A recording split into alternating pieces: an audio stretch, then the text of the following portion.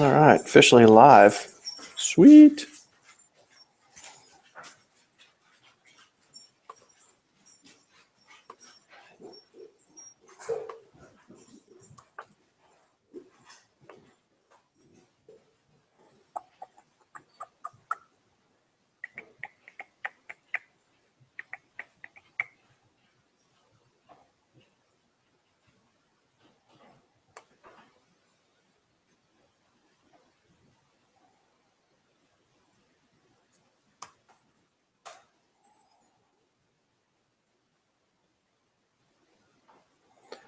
Let's see.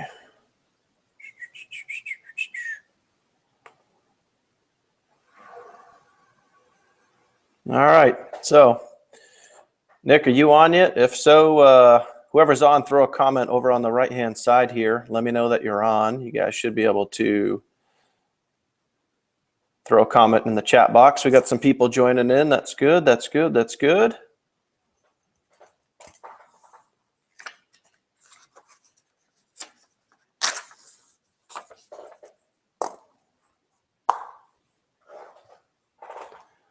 Let me just see who else is on here.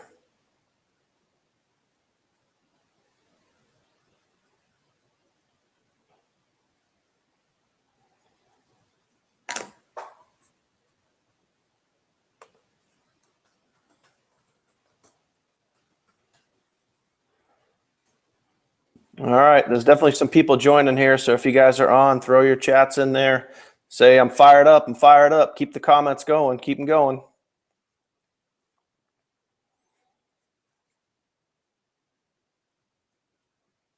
I can see a few is on so far. Just wait for a few more to join, then we'll get going.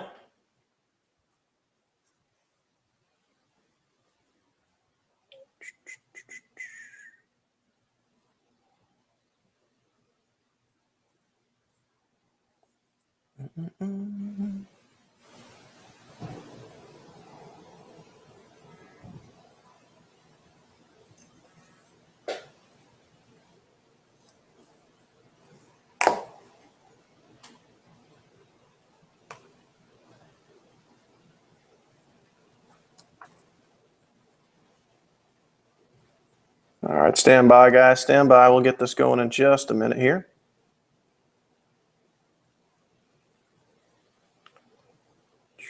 Get rid of that.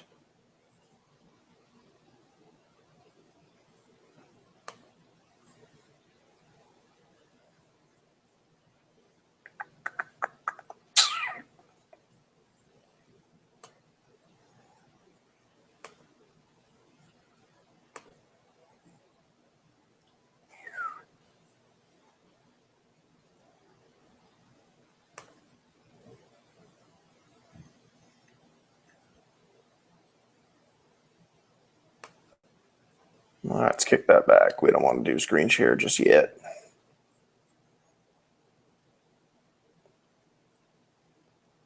Bear with me here. I'm trying to figure out how I can message somebody here. Hang tight, hang tight.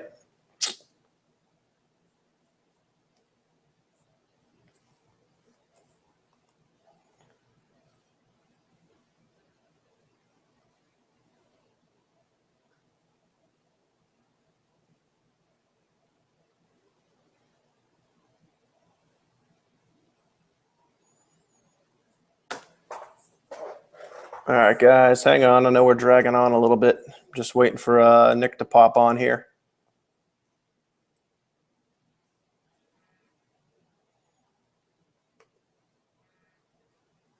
So for those of you that are on right now, do me a favor, just throw a okay. Throw me a comment over on the right-hand side here. Just say I'm on. Let me know who you are, where you're from.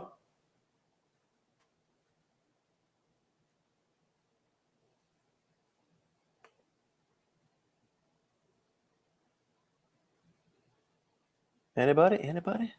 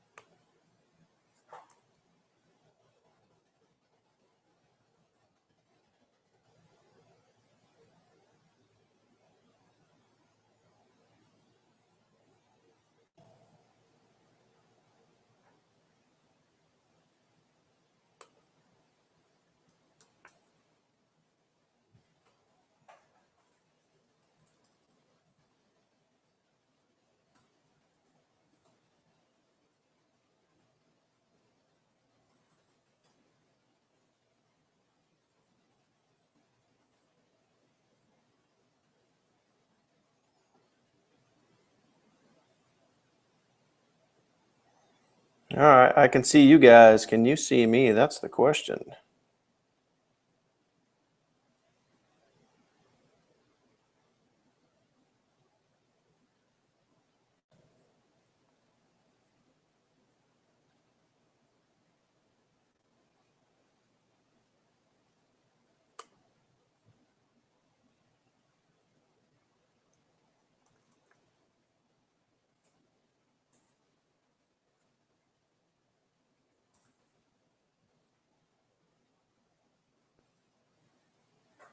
All right, guys, stand by, stand by.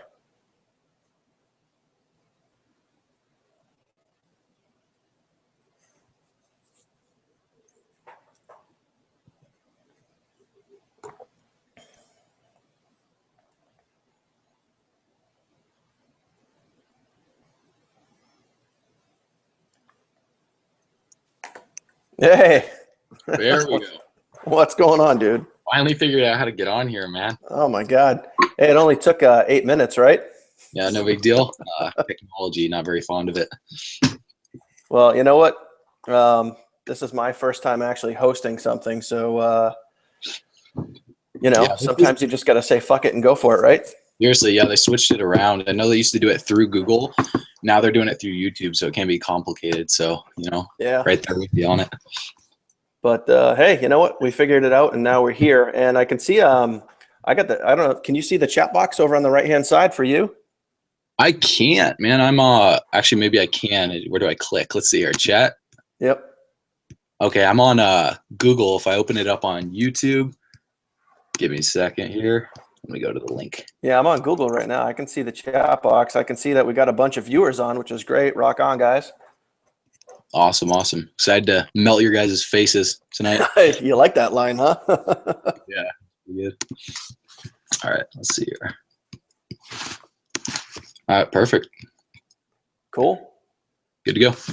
All right, so I guess we'll get started here. One of the reasons that Nick and I wanted to host this webinar really is to just try to add as much value to a lot of our friends and peers in the online marketing world. It doesn't matter what business you're in, whether it be network marketing, affiliate marketing, email marketing, whatever it is. We just wanted to host this webinar to be able to kind of take you through our like my daily life and Nick's daily life and some things that we do on a day-to-day basis. Because people ask me all the time, and this is kind of what spurred the idea for this, is like, what is actually like working the business? What do I do? How do I do it? And what are some of the things that you do to get the results that you do? So I thought it'd be kind of cool just to go online and be able to talk to people and really just be able to apply that to any business. And what are some of the things that we do? And also what are some of the systems that we use in order to get the results that we do?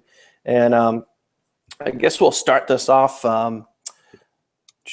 Give me 5 seconds. I kind of wanted to kick this webinar off with a comment that I read earlier today, and it's actually straight out of a book. Well, not a book. I don't really read a lot because I kind of suck at reading, and I could be good at it, but I listen to iBooks all the time, whether I'm driving in my truck or I'm hanging out at the house, or oddly enough, when I'm mowing the lawn and I'm sitting on my tractor. A lot of people think I might be like rocking out to some like Foo Fighters or something like that, but I'm actually listening to like Think and Grow Rich, Napoleon Hill, and stuff like that. But one of the books that I've recently gotten into, which I absolutely love, I've already been through it once, and I've already circled back around to listen to it again, is "You Are a Badass" by Jen Sincero. I think it's absolutely fucking awesome, and I think the way that she narrates and the way that she talks is just kind of like we're having a conversation right now. But there's one specific thing that she said in there towards the very end of the book,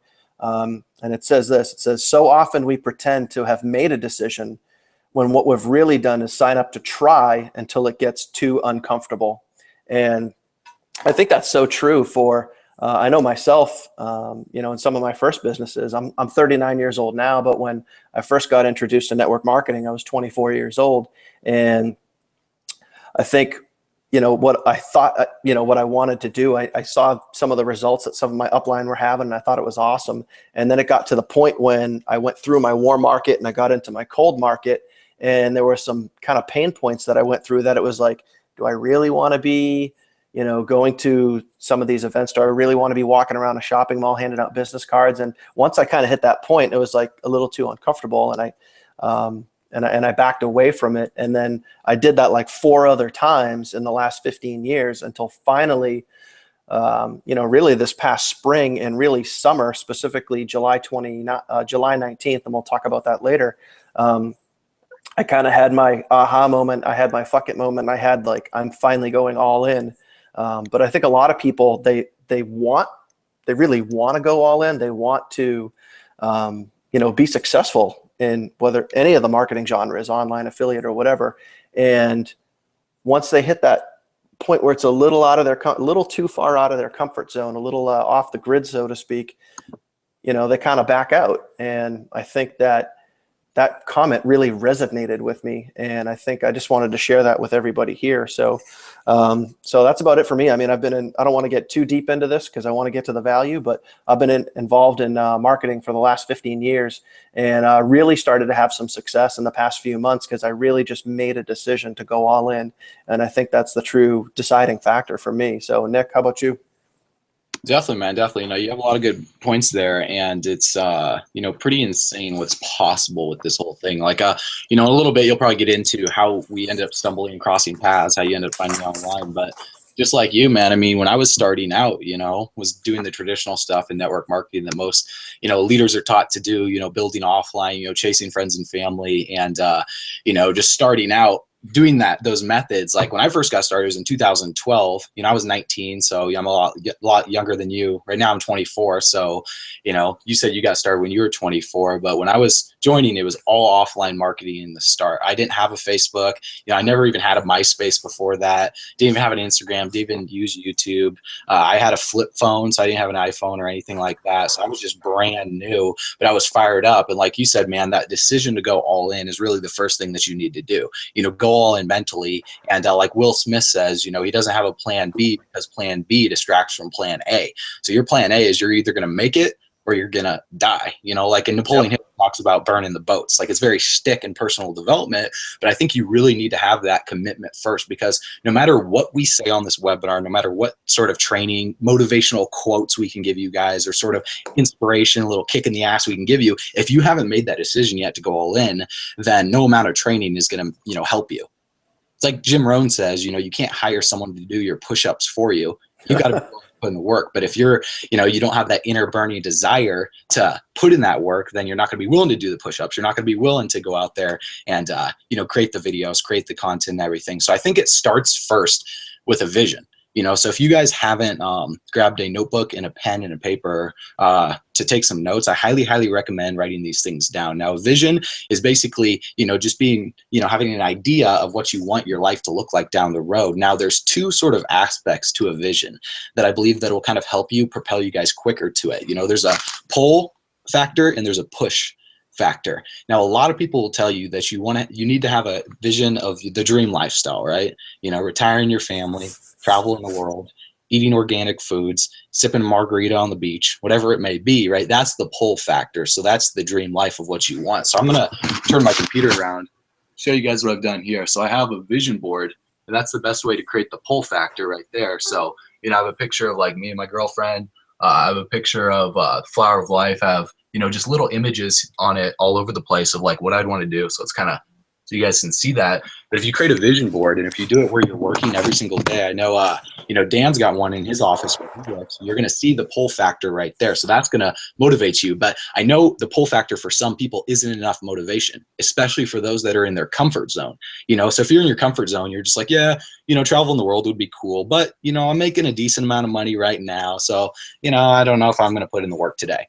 So you need to have a push factor. So I want you to think of it like this. There's a video out there online, and you guys could probably look it up after this webinar right here, but there's guys like mountain biking through the woods. And, you know, I love biking. You know, I do it all the time. I was doing it every day in the summer just to stay active, but he's riding through the woods, and he's just riding, he's strolling, casually going along. He's probably going to some cool spot near the lake where he could, you know, relax and enjoy the view. So he's not going super fast, but all of a sudden he turns around and there's a bear chasing him.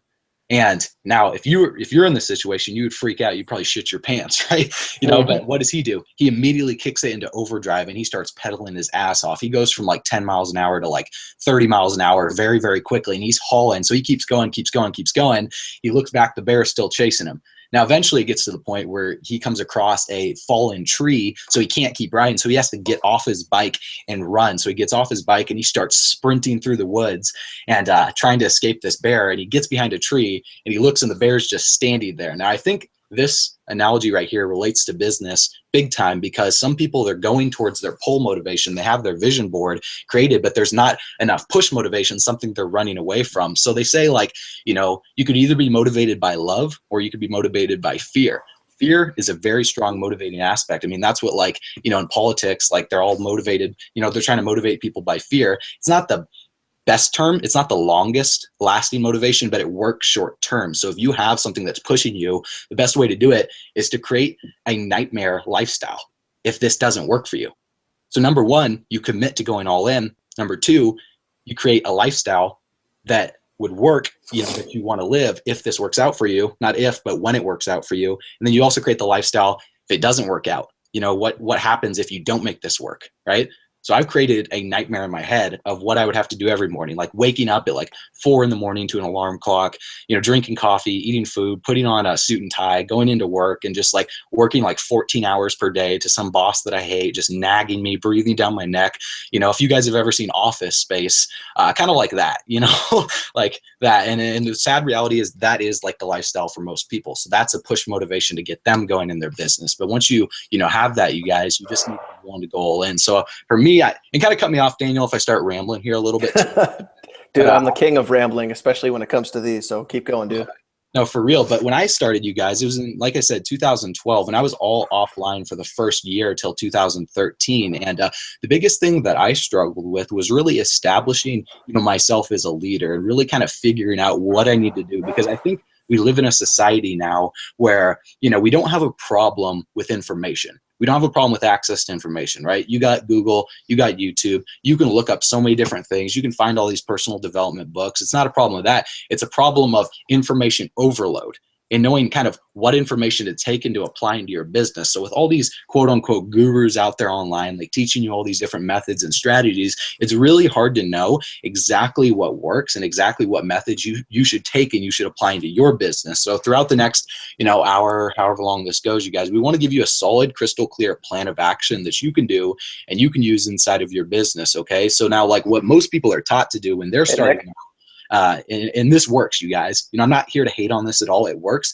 but there's a better way. I believe the way society is going, we're past the industrial revolution, right? We're in the technology revolution. So if you're not learning how to leverage social media, if you're not learning how to leverage your smartphone, if you're not learning how to leverage all these different platforms and tools online, then you're really just going to be left behind. You're going to be like a caveman, right? In the next 10 years, where things are going, especially in the network marketing arena, is totally insane. So, with offline marketing, you're taught to create a list, write down all your friends, family members, and all that stuff, and begin to chase them. Now, what usually happens, and this is what happened with me, okay? So I approached— Hey, Nick. Yep, what's up? I want to add one thing here too. But before you keep going, I'm looking at the chat box over on the right-hand side, and it's pretty empty. So I know we got a good amount of people watching right now. For some reason, if you guys don't have access to the chat box, whether you're watching it on YouTube or you're watching it on Google, either message on Facebook Messenger, message me, or message Nick with any questions that you guys might have. And obviously we'll try to answer those questions as we go on throughout the night.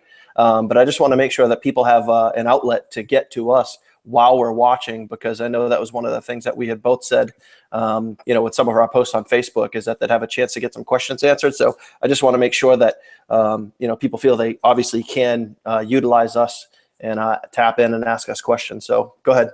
Definitely. Yeah. And throughout, towards the end, we'll do like straight Q&A with everything. So if you guys have a question like that you want to type it out now, and then we'll kind of get to it as we go. But yeah, man, I mean, so when people are starting out, like you started out, I started out in business, we just approach our family and friends, and the majority of people get shut down, right? They get told it's too good to be true. It's not going to work. It's a pyramid scheme, right? That won't work for you. Like as Jim Rohn says, the birds, right? They'll try and steal the seed. So you have two options.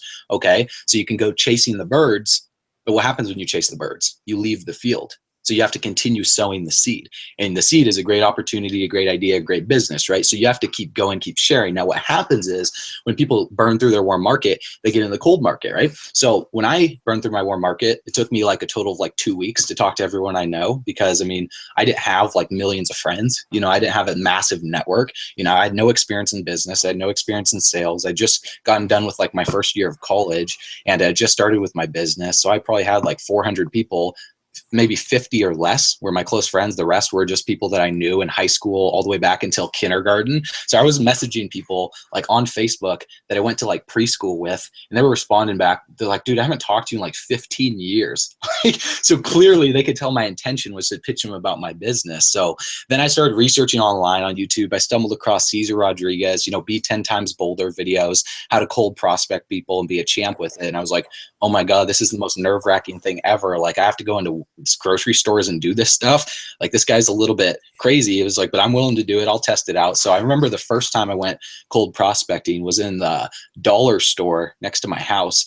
And I walk into the store and I was so nervous, man. You know, I just like go in there and there's one employee working the cash register, a little old lady, probably about 80 or 90 years old, the age of my grandma. So I walk around the store and I was just like, well, I didn't want to look weird and just approach her and prospect her. So I was like, I'll just grab a piece of candy, Milk Duds off the shelf. And I go up, I blow it on the counter. I just start talking to her for a little bit. And I was like, hey, you know, do you keep your income options open if it doesn't interfere with what you're doing here? And then she says, oh, is this network marketing? Do I have to do any of those home events things? And I just froze. I was like, not if you don't want to. I mean, you can build it other ways and stuff. She's like, no, thank you. I've tried those things in the past. Those don't work. Like, oh my God, I just got shut down by, you know, an older lady. So I was like, okay, crap. Well, what do I do now? So I go into Walmart and I began walking through the aisles like for like 30 minutes with a guy on my team. And I'm so nervous, man. I was just like, God, I need to figure this out. So I just like approached some random guy that was like pushing a cart of boxes. And I approached him. I was like, hey man, how long have you been working here for? And he replies in some like kind of a little nasally voice. He's like, 15 years. I'm like, oh my God, this might be pretty hopeless here, but I'll ask him the golden question anyways. You know, do you keep your income options open if it doesn't interfere with what you're doing here?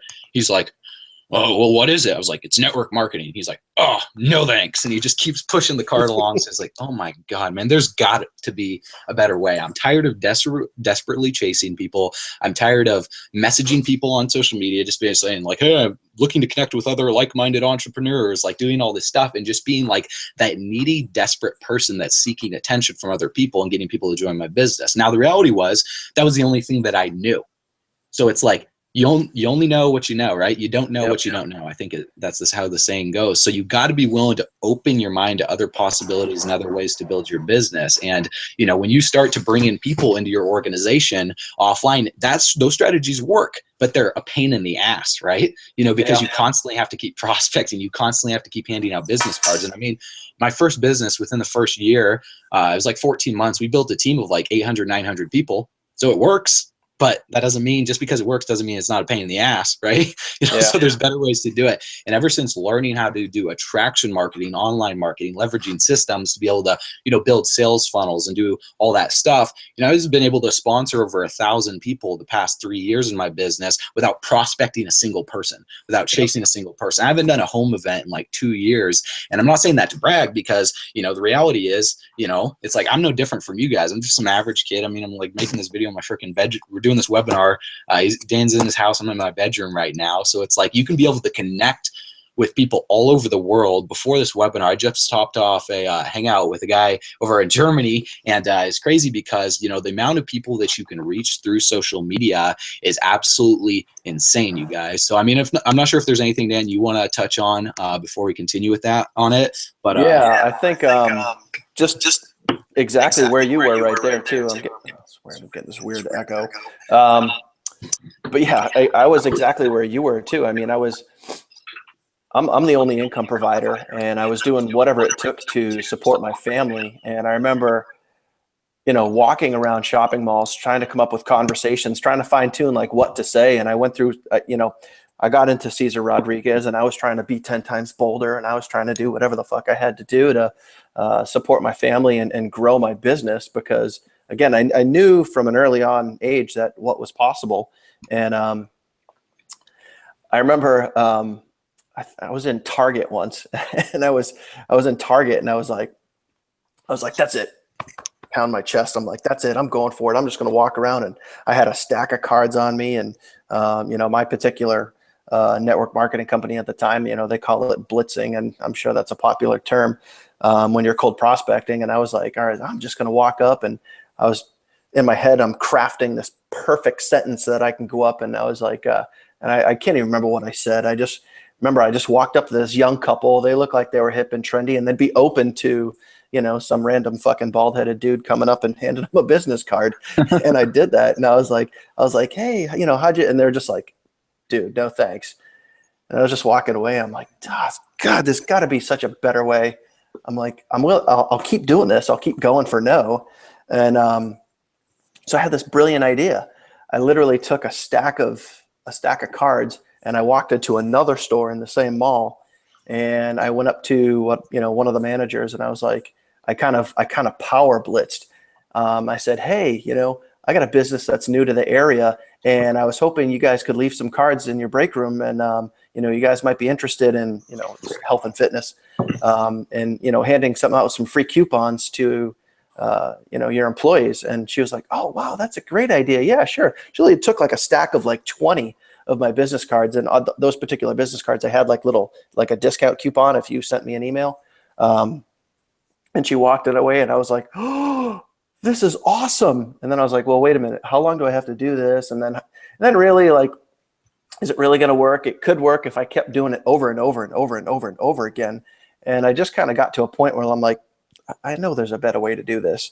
And that's kind of back in the springtime. And that's when I had done a lot of research and I had found, your information online and started watching a lot of your YouTube videos. And I saw a lot of the attraction marketing and some of the stuff and the content that you were creating. And I'm like, dude, I could totally do that. And that's really kind of what shifted me out of the cold prospecting into the online marketing. And then I dabbled for a little while. And then it took me really a couple of months to kind of let everything sink in. And then it also, for my wife and I, we hit this pivotal point where, if you guys can see, there's a dining room table over in that other room right there. And this is real life. We're sitting at the dining room table, and she's got a stack of hospital bills in front of her, and I got a stack of household bills in front of me. And it wasn't specifically the bills. It wasn't the money. But she made a specific comment and she said, I'm sick of this life. And as soon as she did that, it's like someone just rocked a chord, like someone just rocked a chord that just resonated in my brain and in my heart. And I'm like, I'm going for it. I'm done just dabbling and doing whatever it was. And that's when I had finally plugged into a system, and just through the relationship that we've built this past spring in another business, and just getting to know you and wanting to learn more about this business, this industry, this online marketing thing, I finally just said, I'm in. Now's the time. And I think by making that decision, and it took that comment, it took like that decisive moment for me to just say, I'm going for it. Fuck it. I'm all in. I'm deciding to do it right now. And then I had to decide for myself first. I had to believe in myself first. And then I, explained that to my wife, and she's like, I believe in you, which was obviously like very uplifting. And I know it can be difficult a lot of times when people don't have the support of their spouse or significant other. But when you do, it has so much more impact. And, pretty much from that moment on, and that was right in the beginning of July, and I mentioned July 19th earlier. That was the decision that, with the system that we're in now, like our primary business, I was working with a business coach, and we came up with a game plan of, what my goals and my income is going to look like over the next, 30, 60, 90 days, 365 days. And I made a decision that this is it. No turning back now. Just like Napoleon Hill says, like the boats are on fire behind me, and it's, go big or go home. Definitely. Hey, yeah. And before things can become great, they have to be bad first. I believe the majority of you that are on this call, the reason why you started your home-based business, because at one point you hit that moment where you're just like, I'm sick and tired of being sick and tired. Right. I mean, for me, You know, it was just like I was tired of working a dead end job, having no time to do what I want. And it was to the point where it's like when I would get done working, you know, and I hit up all my friends at a young age and be like, hey, what's up, you guys? You know, let's go hang out. Let's do something fun. They're like, oh no, we're at work. I'm working right now. I can't do anything today. So it's like our schedules never matched up. And I wanted to be able to just have that time freedom, man, to be able to do the fun stuff. And it's like when I was starting out, I had no belief in myself. So I had to borrow the belief from someone else. And when you're like getting into marketing, you're doing it and you're not getting any results, sometimes belief can dwindle. So like Dan was saying in the beginning, you have to make personal development your religion, pretty much. You know, a lot of you go to church every single Sunday. You know, I know a lot of you are very spiritual, religious. You know, I don't want to get into that whole realm of that stuff. But if you make personal development a part of your daily habit every single day, like you saying, you know, listen to audiobooks like You Are a Badass. I mean, I got that book right here. It's amazing, you guys. And another book as well that I kind of want to touch on throughout this is The Morning Miracle. It's a really solid book to kind of like establish, you know, a daily routine and get your mornings situated. Because I feel like when I was saying that, you know, we have an access to too much information. So information overload hits every single person. They don't know what to do. Setting a daily routine for yourself is the most powerful thing that you can have. You know, that's what Ray Higdon says. And he's actually like, I think he's interviewed in this book too. So they interview like all the top, you know, online marketers, network marketers, and figure out what they're doing on a daily basis. So I believe the solution to, you know, the whole problem of, you know, kind of figuring out what to do, you guys, is really number one, just committing to the process, deciding that you're going to do it no matter what. But not only that, detaching from the outcome of what other people think of you. You know, getting away from social approval. So many people are doing what they're doing right now in hopes that other people will approve of them, when the reality, nobody owes you anything. No one owes you shit. See, self-leadership is the best leadership, you guys. Self-approval is the best approval, okay? So you got to be willing to approve of yourself. You got to be willing to approve of your own ideas, your own belief and everything. When you share that out there with people, you know, whether they tell you yes or no, you know, it's great. You have the same reaction. Like if someone says, no, that's not going to work for you, I don't even blink twice. I'm not like, oh, it's not going to work. Oh God, oh no. And then I get all worrisome. I don't care, because I've made a commitment. I already know that I've decided deep down to my core unconsciously that I'm going to become successful regardless. And that's not cockiness, that's confidence, you guys. You have to be willing to build confidence in yourself. And I understand that it's hard in the start, you know, when you're behind on your bills, you got credit card debt, you know, you're working a job right now, you're not making any money in your business. It's very hard. That's why you have to borrow the belief from someone else. You know, when I was starting out 24/7, what I was doing was I was listening to audio from Jim Rohn, from Bob Proctor, from Anthony Robbins, from Zig Ziglar, from Les Brown, from Tony Robbins, Eric Thomas, you know, all of these guys. I would go on YouTube and I would just start plugging in with these audios. When I was at the gym, I wasn't listening to music. I wasn't listening to Drake or all these new songs or anything like that. I was listening to personal development. You know, I replaced Jim Jones with Jim Rohn. You know, I replaced all these, you know, rappers and all these music that I love to listen to, don't get me wrong. And I just started listening to motivational audios, and that literally changed my thought process. That changed my belief level. And that allowed me to become that leader and build that confidence. So when I started speaking at home events, when I started speaking on videos, speaking on webinars, that confidence came through. And that's what attracted other people to me. So it's all about transitioning from being a victim to being a leader. Okay. So a victim thinks, why me? A leader thinks, try me. Okay. So a victim is always in that phrase where they think other people owe them something, or they think life happens to them. Okay. So life doesn't happen to you. Life happens for you. Whenever a bad situation comes, whenever people, you know, quit your business or anything happens, someone turns you down, someone says it's not going to work for you, someone hates on you, they try and steal your dreams. You know, I call them the toxic dream stealers. Oh, how do you respond to it? You know, if you respond negatively towards it and you're attached to the outcome of what they think, you have to really be observant of that. It's not a bad thing if at first you're just like, you find yourself being like emotionally attached to the outcome of others. The first step is to be observant of that and just think and ask yourself this question, okay, how would a leader respond in this situation? Once you do that, you guys, and you start to transition, then it's just like, you're going to have that mindset of it's going to happen, you know, until, not if. You know, see, when I talk with people on Facebook, and they respond back, hey man, I just joined the business. I hope that this works.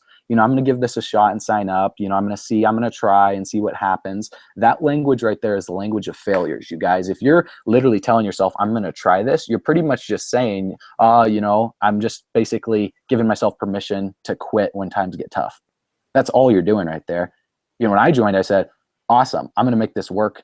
until I'm going to become successful. I'm going to try, I'm going to create the content, I'm going to create the marketing material until this works. And for my first couple years, I failed miserably. I was creating YouTube videos without getting any results. In fact, for the first year and a half, of doing online marketing, I was throwing YouTube videos out there with no results. I mean, I would get views here and there, but I wasn't getting any signups because I wasn't following a smooth enough process. But I was just trying stuff out. I was throwing stuff out there hoping that it would stick, but eventually I started to figure it out, you guys. And just because I took responsibility for my results, I cut out all form of self-entitlement, and I realized that nobody owes me anything. And that's when the results started to come. So let me kind of break this down for you guys in a way, because when you start building a team, usually most people, they're reliant on their team to produce and to maintain their income. So what I want to instill you guys is not only the confidence to go out there and just develop the leadership characteristics and traits that other people would be attracted to. See, that's what attraction marketing is all about. But also,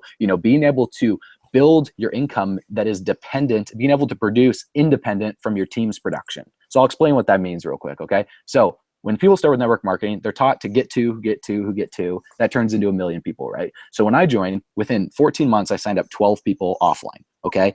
Then I got in manager mode.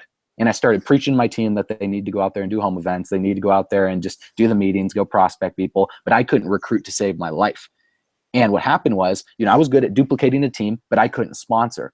So when it came to leading by example, I couldn't recruit people. So that's where I had to learn how to do online marketing so I could learn how to sponsor, dozens of people instead of my business. And it gets to the point where, you're going to start out small. You might sponsor like one person per month through like a video or through Facebook or something like that. But if you follow what we teach you guys throughout the whole course of this webinar right here, eventually it's going to get to the point where you're going to be able to sponsor one person per month, then one person per week, then one person per day, then 2 people per day, then 5 people per day. Eventually you can get to the point where you're sponsoring over 10 people per day without having to, prospect to people at all. And the reality of it is it just comes through just like, creating that daily routine for yourself. Okay. So enough of the ranting right here. I just want to kind of give you guys kind of a step-by-step thing. So I guess you could say for me, what I'm doing on a daily basis to build my business is it all starts in the morning. Like your morning is really what's going to determine the rest of your day. And if you wake up in a bad mood, that's fine. But you got to be willing to change that. Okay. You got to be willing to change your mood so you can give up the motivation. So inside of this book right here, The Morning Miracle, they talk about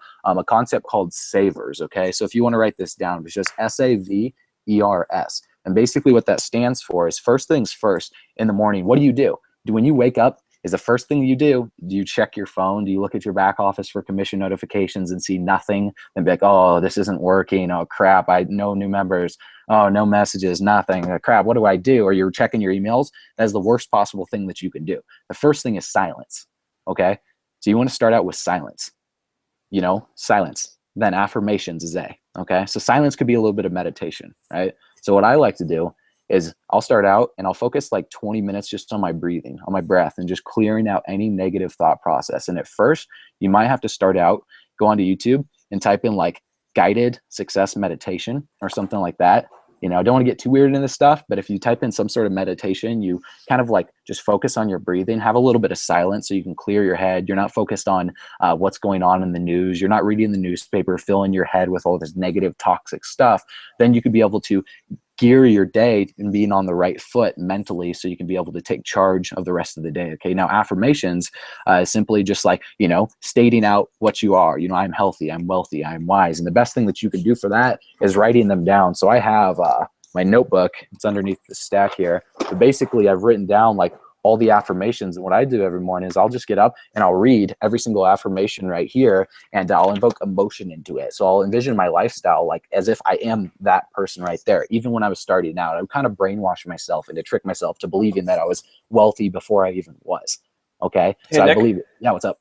let me chime in there. I think that a lot of times, and I've had conversations with people about affirmations, and they're no joke, man. I think they really work, and you definitely gotta commit to them, and you gotta say it enough times, and you have to say it out loud so you can actually hear yourself talk.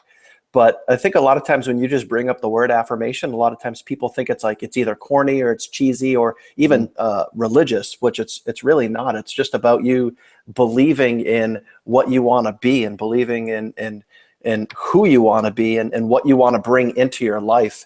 And just to sidetrack for 1 second here, like was about a month ago.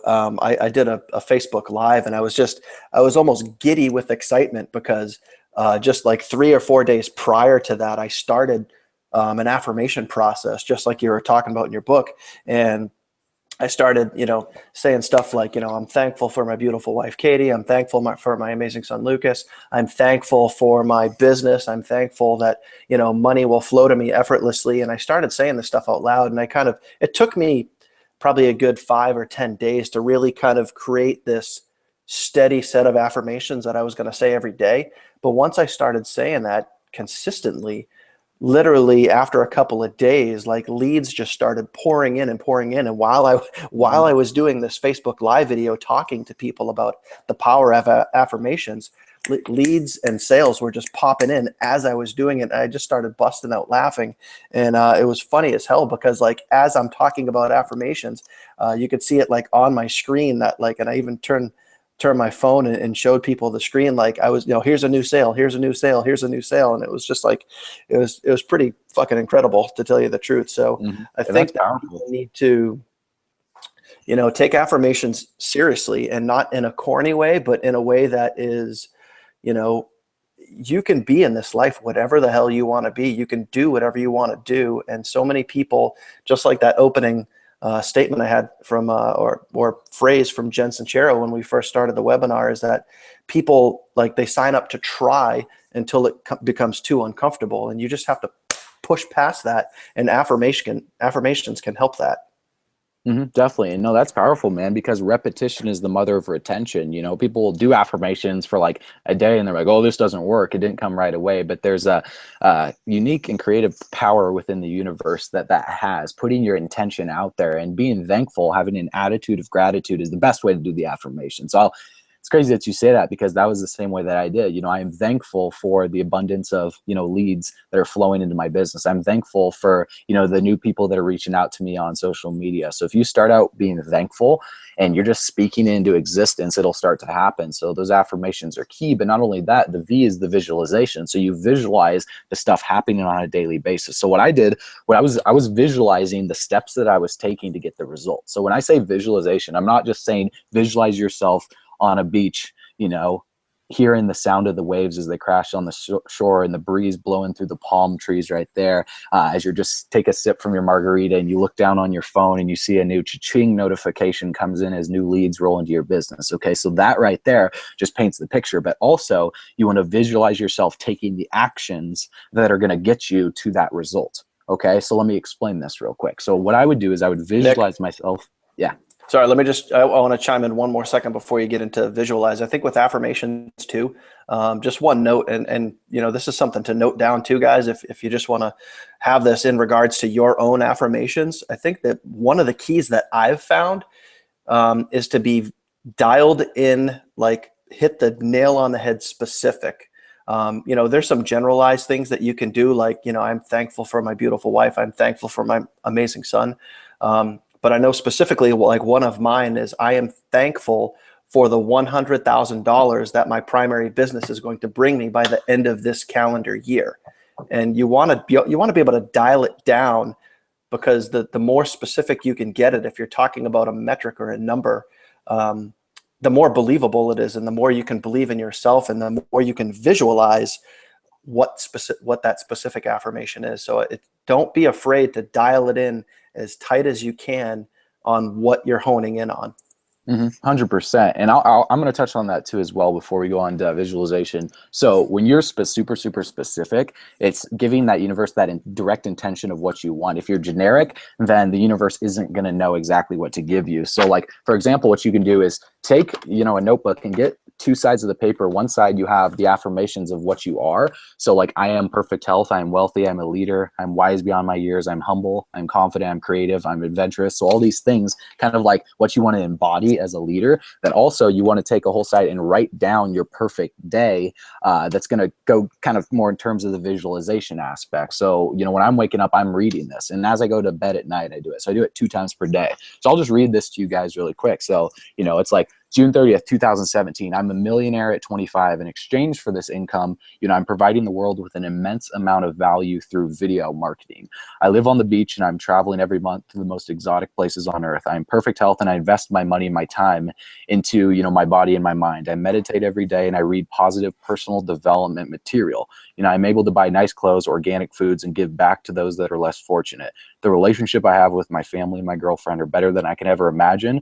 I have more friends than I can count, and I'm highly loved and respected by my inner circle. My network and net worth continues to go up year after year, and I'm very grateful for everything I have. I feel an overwhelming rush of inner peace and happiness on a daily basis, and I'm sharing that positive energy with everyone I come in contact with. My perfect day consists of waking up, having a green shake, reading a book, exercising for an hour, listening to empowering audios, doing a little meditation, writing down my goals, seeing my team exponentially grow and get results, getting out in the sun, making a video, visualizing my future, hanging out with my girlfriend, showing gratitude every moment of the day, and giving something of value to someone else. I can already feel what it's like to live this lifestyle, and I'm stepping into that right now. So now that's a little bit intense, I know, but if you write that down, you guys, it'll give you something to kind of like model it after, because sometimes when you do visualization, you're like, well, I don't really know what I want. So after this call, kind of my call to action for you guys after this is to really get specific on that. And then once you do the visualization, if you read that,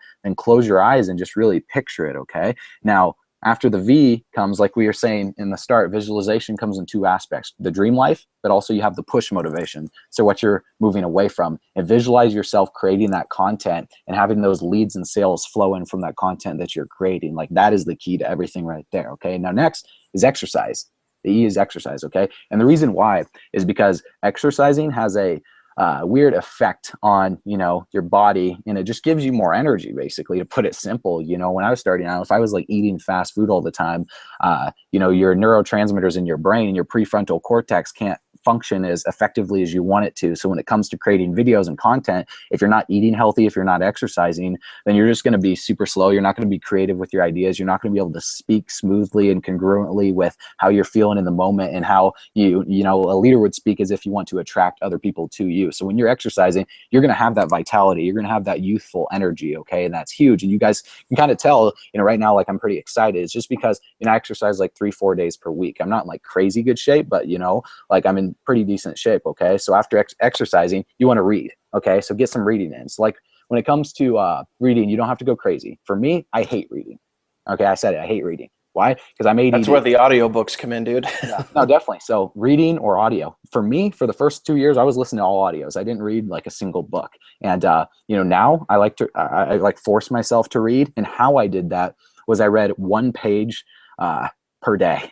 I read 1 page, and some people are like, what is that going to do for you? Okay. It builds up that habit. You don't just go immediately and read for like 2 hours at once, because you're going to get like distracted. You're going to be like, get bored, right? If you force yourself to read 1 page per day, eventually gets to the point where what's going to happen is you read that page and it's going to cut off at the end of the page in the middle of a story. And you're going to be like, oh crap, I want to finish that story. So you're going to read 2 pages, right?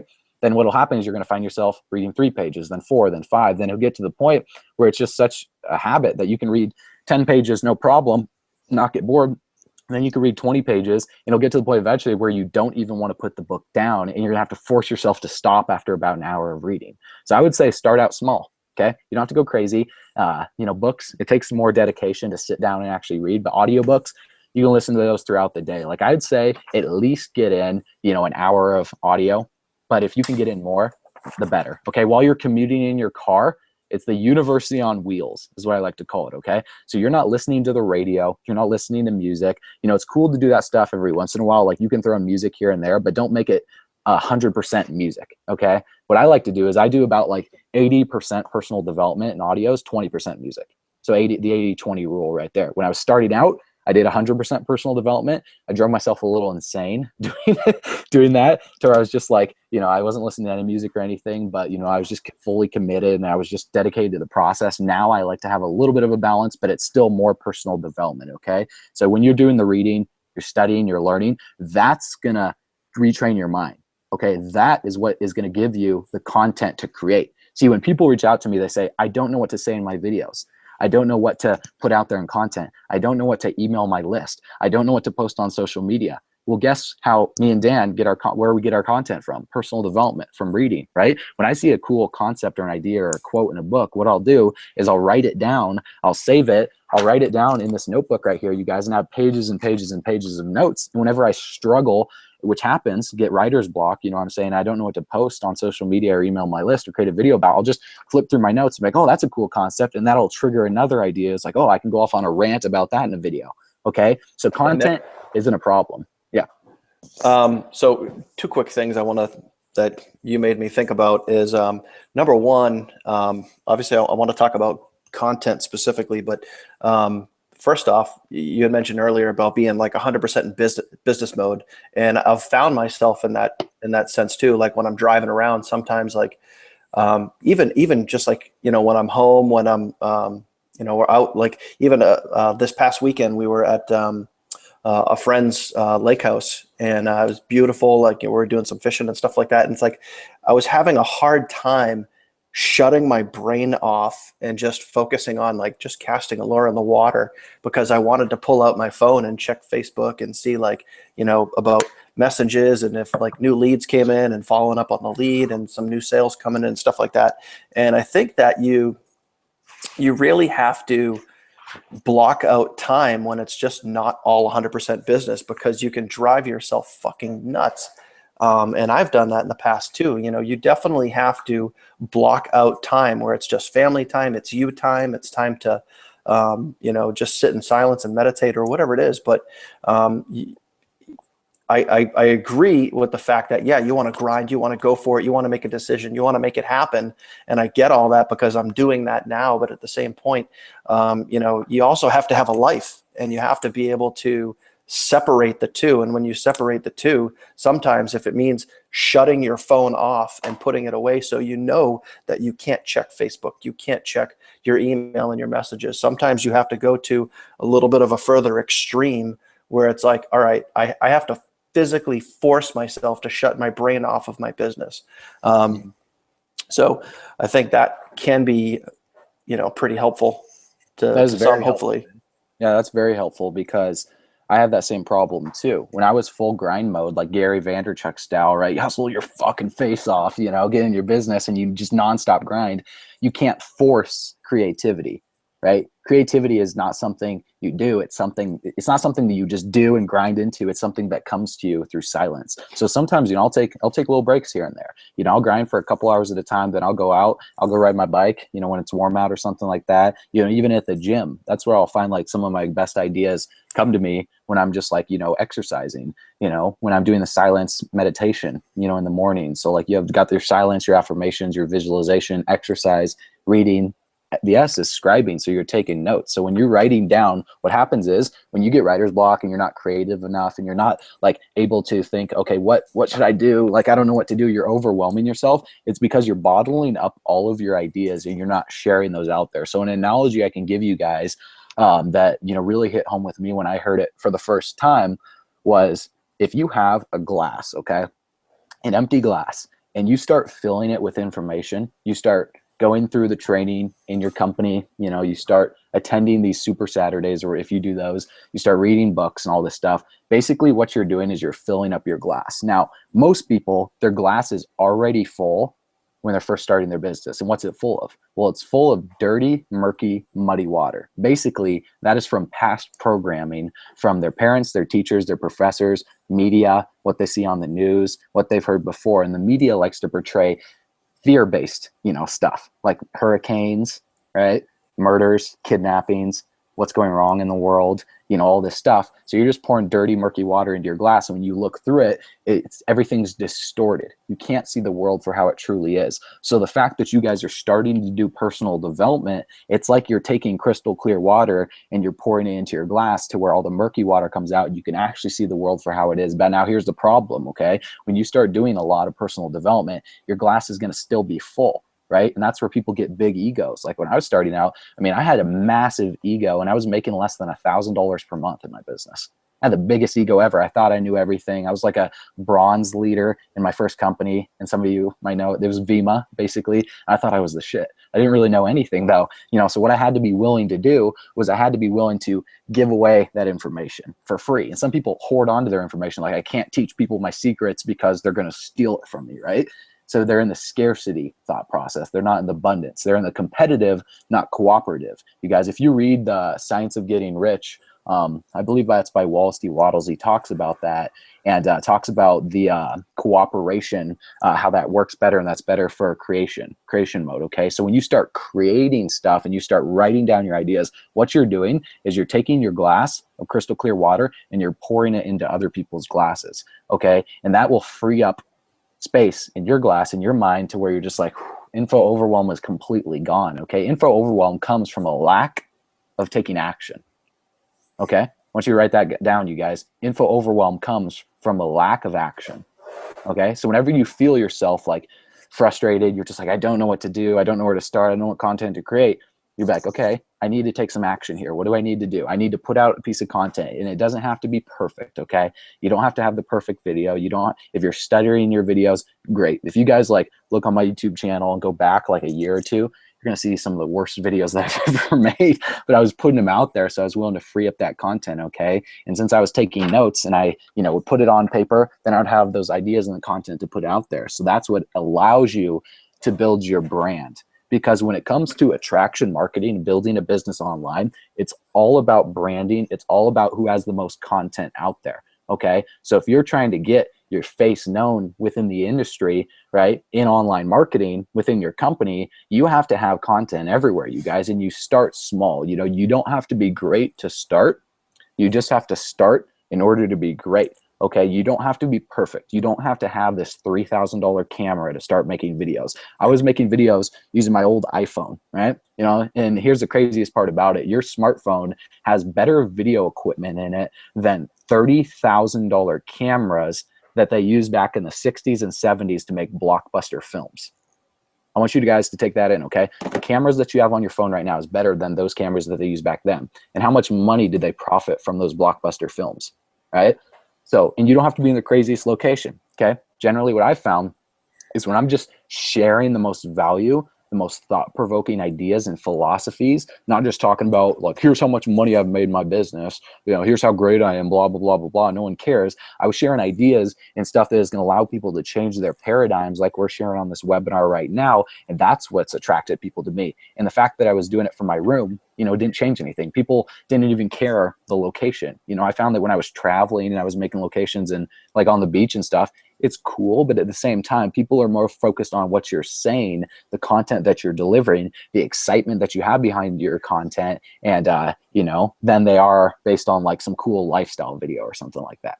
Hey, Okay? Nick, we're just about an hour in right now, so let's shift gears and well, I guess hone in on the fact that I think one of the things we need to talk about as far as branding, and that's kind of why you know, we had this webinar in the first place, is to help people out in their business. So no matter what business that you're in, you know, one of the things that's going to brand you as, you know, someone who's watching this, that if you want to grow your business and you want to start attracting people to you, is being able to create content and give value back to the marketplace and give value to people that would be or potentially be interested in your business.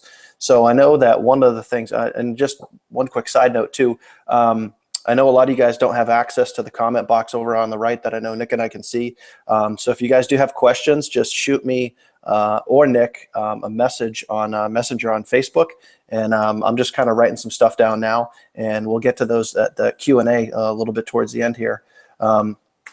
But as far as the content creation goes, you know, if it's, trust me, I have writer's block, or I have, you know, I guess you can call it content block occasionally, but it's easy to snap yourself out of that, okay? Because just as an example, like one of the books that I was just listening to, You're a Badass by Jen Sincero. I mean, Christ, I literally, I got through not even chapter 5 and I started falling in love with that book, because there's so many like little golden nuggets all throughout there.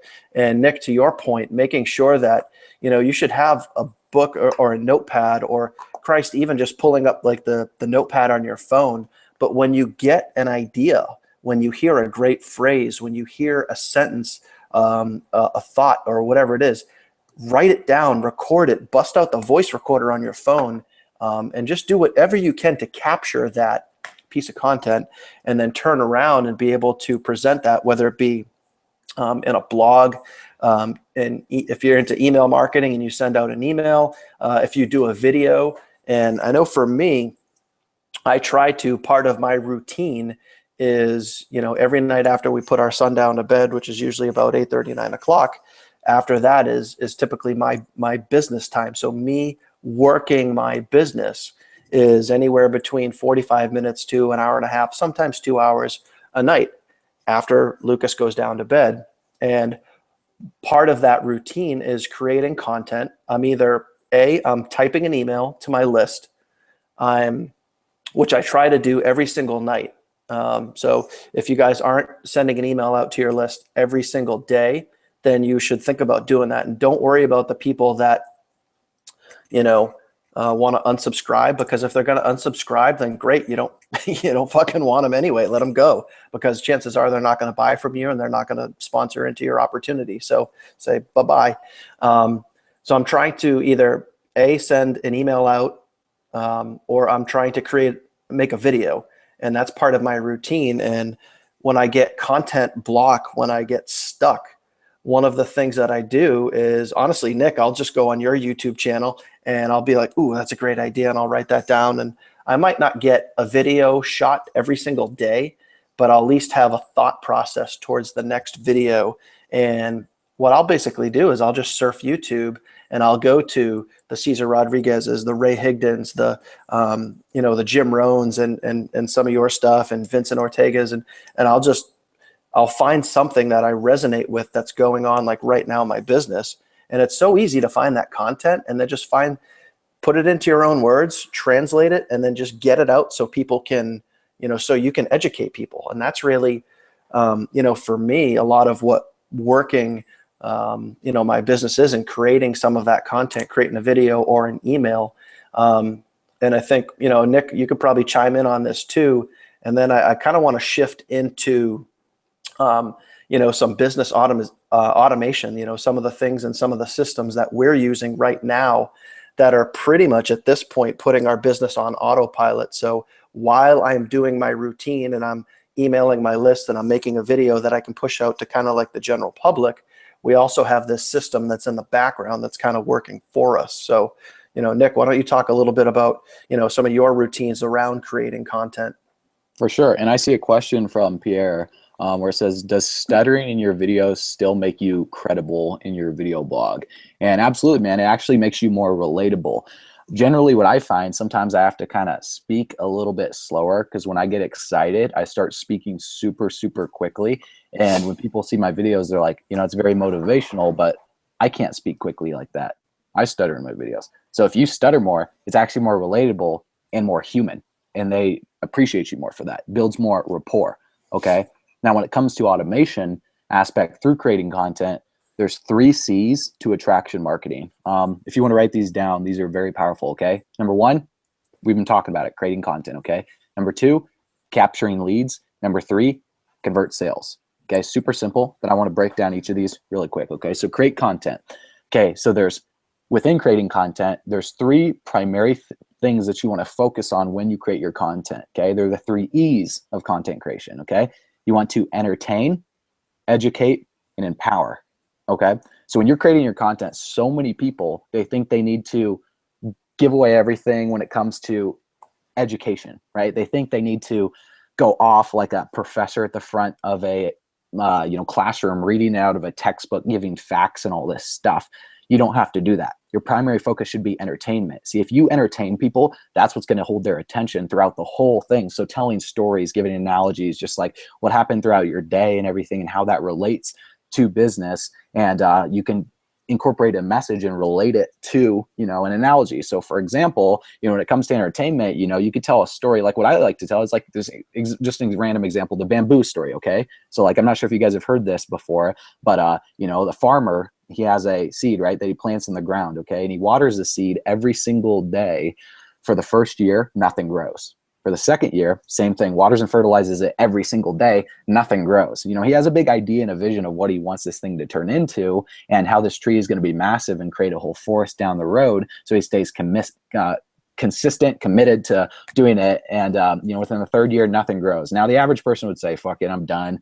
Throw in the towel. You know, the winter got a hold of it. The plant's dead. But this farmer stays super, super consistent with it. For the fourth year, waters it, nothing grows. Now, within the fifth year, a little sprout comes. And then within 6 weeks, the plant shoots up to over 90 feet. Now, question for you. What did that plant grow over 90 feet in 6 weeks or 5 years? Right? It took 5 years because what was it doing? It was building its roots. So for those of you right now that are listening to this, you're building your roots, you're building your foundation. So when you do grow, you could withstand that incredible growth. Okay. So that's just an example of like through storytelling, you guys can give analogies and examples to entertain and captivate and hold the attention of your audience. And that's educating them and empowering them to do more and to become more in their life. So those are the best ways to do that. Now, when you create content, you also want to give call to actions at the end of your content, right? So if you're talking about, yeah. Let me just stop you one. Remember to pick up on that call to action point, because I think that's crucial in just about every video. But I want to just kind of circle back. And one thing that I remember watching one of your videos, you know, I think back in the springtime, I remember when I first started making videos, you know, my videos sucked. You know, I could go back and watch them. I could be like, oh my God, what the fuck was I thinking? But to the question that got asked a little while ago, yeah, you just be real. You know, I've recorded some screenshots when I'm literally on my MacBook and I'm showing people how to do stuff. And sometimes I'll pause. Sometimes the Wi-Fi slows down and whatever it is. But that's just like real life, man. You just got to be real with people. So if you stutter, if you pause, if you're not sure what you're doing, the point is you just got to start. But to one of your points, Nick, I know you had specifically mentioned that every video you make is like, you know, pretend like you're building a wall, and every single video is like a brick. And the more videos you make, like the more bricks you have, the more you can start to build your wall. And I know for me, like, yeah, it's great. Like when I want to post a video to YouTube, it's awesome if it goes up over 1,000 views or 3,000 views or even like 100 views. Like that's great. But you got to realize that like every single video that you put out there, every little piece of content that you put out there, once it goes out into the world, you know, if you're putting it into like a public space, you know, like YouTube, you know, you're just building layer after layer after layer, and you're just piling on the content, and you're just building a wall of information for people. And, you know, for me personally, you know, 2 months ago or even 3 months ago, I probably had, you know, like 2 or 3 YouTube subscribers. And now I'm well up over 100, and I'm literally gaining like 10 to 20 people almost every single day. But it's like I'm just slowly just kind of stacking those bricks up. And I don't put out a video every single day, but I try to put out at least, you know, 2 to 3 videos a week. And, you know, that's all you guys need to focus on, is just kind of layering that content and just slowly building your business. And to your, you know, the story about the bamboo is like you're just growing your roots and you're building your wall and you're building a foundation. So it's important. And don't think that you're gonna put one video on YouTube and you're gonna be a fucking millionaire tomorrow. It's not gonna happen. So just snap yourself out of that reality. Just be real and just realize that you're building a long-term business, and you're gonna get frustrated. You're gonna feel like you want to quit, but just don't. Just keep going. And you know, realize who you're fighting for and why you signed up in the first place. You know, have that energy, try to pull that back in, but just realize like you just need to stay consistent, man. You just need to keep putting the content out there. You need to keep building that wall. And then obviously with that content, you know, comes the call to action. You want to be able to give people, you know, once you show them, you know, what it is, if you're teaching somebody how to do something, whether it be an AWeber, email marketing, Facebook, how to create an ad, how to shoot a video, how to do whatever, at the end of that, you want to tie that into how that's going to relate to your personal business. And then with the CTA, a call to action, you want to be able to pull them in, you know, to what else you got going on. So Nick, I know, you know, obviously you talk about call to action a lot, and I think that's a great segue. Yeah, 3-step call to actions usually work best for people. So at the end of your video, you know, what I usually like to do if I'm making it on YouTube is say, you know, if you got value out of this video, share it with people on your team that you know that could get value from it as well, that this message would resonate from them. Drop a comment below. Let me know what you think. You know, I appreciate your feedback. I read it, every single comment. And also, you know, if you want more information on how you can, you know, build a successful business online, leveraging the principles behind attraction marketing, then check out my website. I put my website and I use iMovie to edit it, or I just say it in the video and have it pop up. Check out my website, and I look forward to seeing you on the next video. And I have a little slogan that I say, I'll see you on the beaches of the world too. So if you guys want to create a little slogan, you can. If you don't, no big deal. But call to actions are very powerful. And also, Drew, I see your comment right here. Let me, one second. How would you suggest using attraction marketing in conjunction with companies such as Online Sales Pro to help promote your current business if you're currently making good money in your current opportunity? Okay, so I'm a little confused on what you're saying there. Maybe if I could rephrase it a little bit, but basically the best thing you could do is get crystal clear on your target market, I would say, on who you're marketing to, who you're creating your content for. And then, you know, when you're creating your content, you're putting it out there, you're just speaking directly to them. So I'll give you an example here, and this is something you guys can write down too. This is what I did. So when it comes to your target market, you want to basically write down your perfect prospect. I hate the word prospect, your perfect customer that you want to work with. So basically what I put, you want to create a hypothetical name and age for this person. So I said, his name's John. He's 25 years old.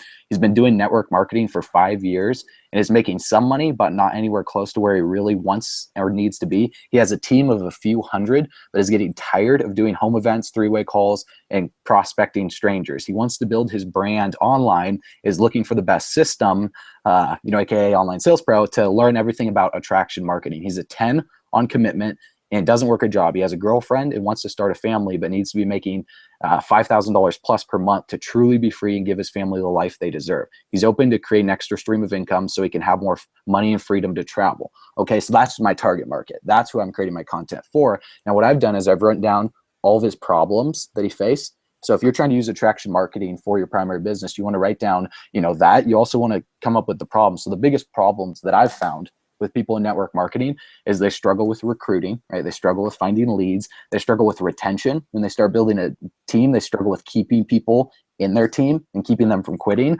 They struggle with duplication, getting to duplicate their success onto their team. They struggle with burnout, feeling kind of like they're ready to quit. So they need to develop deeper into their why and their vision.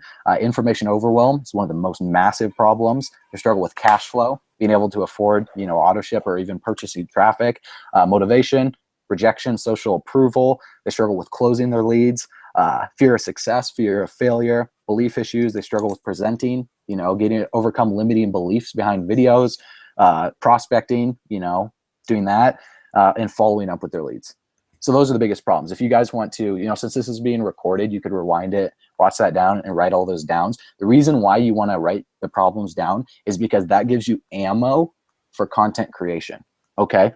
But not only having the problems, you also want to have their goals and their desires, okay? So you can play on both. Because like I said in the beginning of this, before things can get better, they have to get worse, right? So you have to kind of play on the problem, on the pain point before people are going to feel the motivation like the bear is chasing them, right? So if they're riding forward and they're just got their eyes on their core desire and you don't have any problems to state in your videos of what they're struggling with, they're not going to see the bear behind them, right? They're not going to kick it into hyperdrive and actually put in the work. I've generally found that the people that kind of get that foreclosure, or they, you know, find out they're like having a kid, or they find out they lose their job, that's when the motivation kicks in. So that's when the problem happens. Now, the goals of John, he wants to make $5,000 per month, right? You know, so he could buy a house. He wants to, you know, build a big following on social media, build a big team, right? He wants to speak on stage at his company's event. He wants to give to charity. But the reality is those goals are really surface level, okay? And here's what I mean by this. Those goals, you want to dive deeper into the core desires. So he wants to make $5,000 a month to buy a house. Why? Why does he want to do that? Well, he wants freedom, right? He wants the freedom to travel. Okay, he wants to buy a house and have that income. For what reason? To be a provider. That's the biggest thing for guys. They want to be a provider, okay, for their family, right? For his wife and for his kids. You know, he wants to read a book a day. Why is that? So he realizes his full potential, his self-worth. He wants to build a big following, okay? What's the whole goal behind that? To be accepted. Why do people want to be accepted? Because they want to be loved by others. They want their opinions to be heard, right? He wants to build a big team so he can be a role model to himself and to others. He wants to speak on stage. He wants his message to be heard, right? He wants to be understood. That's what people want. Give to charity. He wants to make an impact and leave a legacy. Okay, so having those right there, when I'm giving call to actions at the end of my video, I throw in those core desires as a part of that call to action. So I'll say, you know, if you want to have more time freedom to travel and live the lifestyle of your dreams where you can give back to your family and provide them with the future that they deserve, then here's what I want you to do. And I give a 3-step call to action at the end. So it's more powerful than just saying, if you want to make money online, go here. You know what I'm saying? So throw in the core desire, throw in the problems. Those are very big with, you know, attraction marketing, being able to really captivate people. But, you know, as far as that, Dan, I mean, you have anything you want to add on that? Yeah, I think obviously just making sure that the call to action specifically is something. I think to your point, and I'm thinking like 3 things right now, and I got a question over here, but the thing that you just went through about the, you know, that guy basically named John, right? I want everybody that's watching this to go back and write down the example that Nick just gave to you, because I think a lot of times we feel like we could just put a, you know, piece of content out there, or we could put, you know, a post on Facebook, and you're really just, I don't want to say spamming, but you're kind of just, you don't want to put yourself in a place where you're just throwing information out there. You're just throwing bait into the water and you hope that a fish just bites. You want to be dialed in and you want to be specific. So, you know, when it comes down to the content that you put out and the call to action that you give, try to dial that in as much as you possibly can. So the value and the content that we're giving you right now, just make sure you guys take some notes and try to just hone in and dial down your process and get, just like we talked about with affirmations, try to get as specific as you possibly can, because the more specific that you can be, the easier it's going to be to find your target audience. You know, in my opinion. I want to transition into a question here. Honestly, I'm not even sure how to pronounce the name, and I'm not going to fucking butcher it. So it's in regards to money. And, you know, what if, you know, somebody has the core desire? What if they have the need and the want, but they don't have the money to, you know, buy into, say, like a top tier system, like, you know, like our primary business. So, you know, what do they do if they don't have money? And I'm just going to share an example of, for me specifically, when I decided to go all in, you know, with this primary business that we're in now, I literally had a few $100s to, excuse me, like I said earlier, like I'm the only income provider for my family, and you know, we do okay for ourselves, but I don't have a ton of spending money, and I didn't have money set aside to invest in this business that I'm in now. So in order to make that happen, once I actually made the decision, once I worked with the business coach and I made a decision, and like I said, when my wife and I were sitting right over there at that table, and I made that decision to say, I'm going for it. I'm going all in. I'm burning the fucking boats behind me, and I'm gonna succeed. I had to pay for it. I had to find a way to invest in my business and to grow my business and to invest in some of the traffic that is going to, you know, bring the people into my business. And I didn't have the money to do it. So I had to find a way. And I think a lot of the times people just be like, that's when they'll give up. That's when it gets too uncomfortable and people will give up and say, well, yeah, I don't have the money to buy that package, or I don't have the money to, for the auto ship, or I don't have the money for XYZ, whatever the hell it is. And that's when you have to kind of just, you know, one of my old bosses used to say, you need to give yourself a checkup from the neck up, but look yourself in the mirror and just say, how bad do you want it? Do you really want to create that lifestyle? Do you really want to, you know, Nick, all the examples that you just gave from that person in your book, you know, do you want to be able to speak on stage? Do you want to be able to give to charity? Do you want to have the time freedom and to provide a lifestyle for your family that most people only dream of? And for me, the answer was fuck yeah. And I'm going to do whatever it takes to get there. So from a money standpoint, what I did, when I went through the training steps that were laid out in our business, they specifically talked about, you know, creating a business, you know, instead of going in and being your own personal, you know, hey, I'm Daniel Kumpen, this is my business. I actually applied for an LLC, And I did it. I created, my wife and I actually came up with a marketing name, and it's called DKL Marketing LLC. And, DKL stands for Dan, Katie, and Lucas. So it's done based on our family, which is really cool. And, we created that name as a family, which is awesome. So we came up with DKL Marketing LLC. And then once I was licensed as an LLC, the training that I got in my primary business, we took that and then I applied for a business loan. And as a brand new zero income LLC, when you apply for a business loan, as long as you can describe what that business is, and I just chose online marketing, I kid you not, I was given thousands and thousands and thousands of dollars to open up a business. And, just about anybody can do that as long as you can come up with a social security number, and you can explain what your business is going to be. You might be able to come up with the funds to go all into a business opportunity, or even just to start small. You don't have to go crazy. And, fortunately for me, I had a good credit score, which gave me, a lot of money. But, don't let the fact that you don't have any money or you have not a lot of money stop you. You got to be able to find a way, and applying for, a business and applying for a business loan under an LLC or under a sole proprietor or under, there's so many different terms, but, find ways to come up with the money. And, I know for me, like, I was tired of just wanting to live the lifestyle. And I made a decision that we're going to live the lifestyle. And I did that through getting the business loan. And now obviously the business is off and running. And like even just last week, I had a 4-figure day, where I took in over $3,100 in one day. So, I mean, the system works when you plug into the system and you do the steps that are outlined, and you're able to invest in that because you made a decision.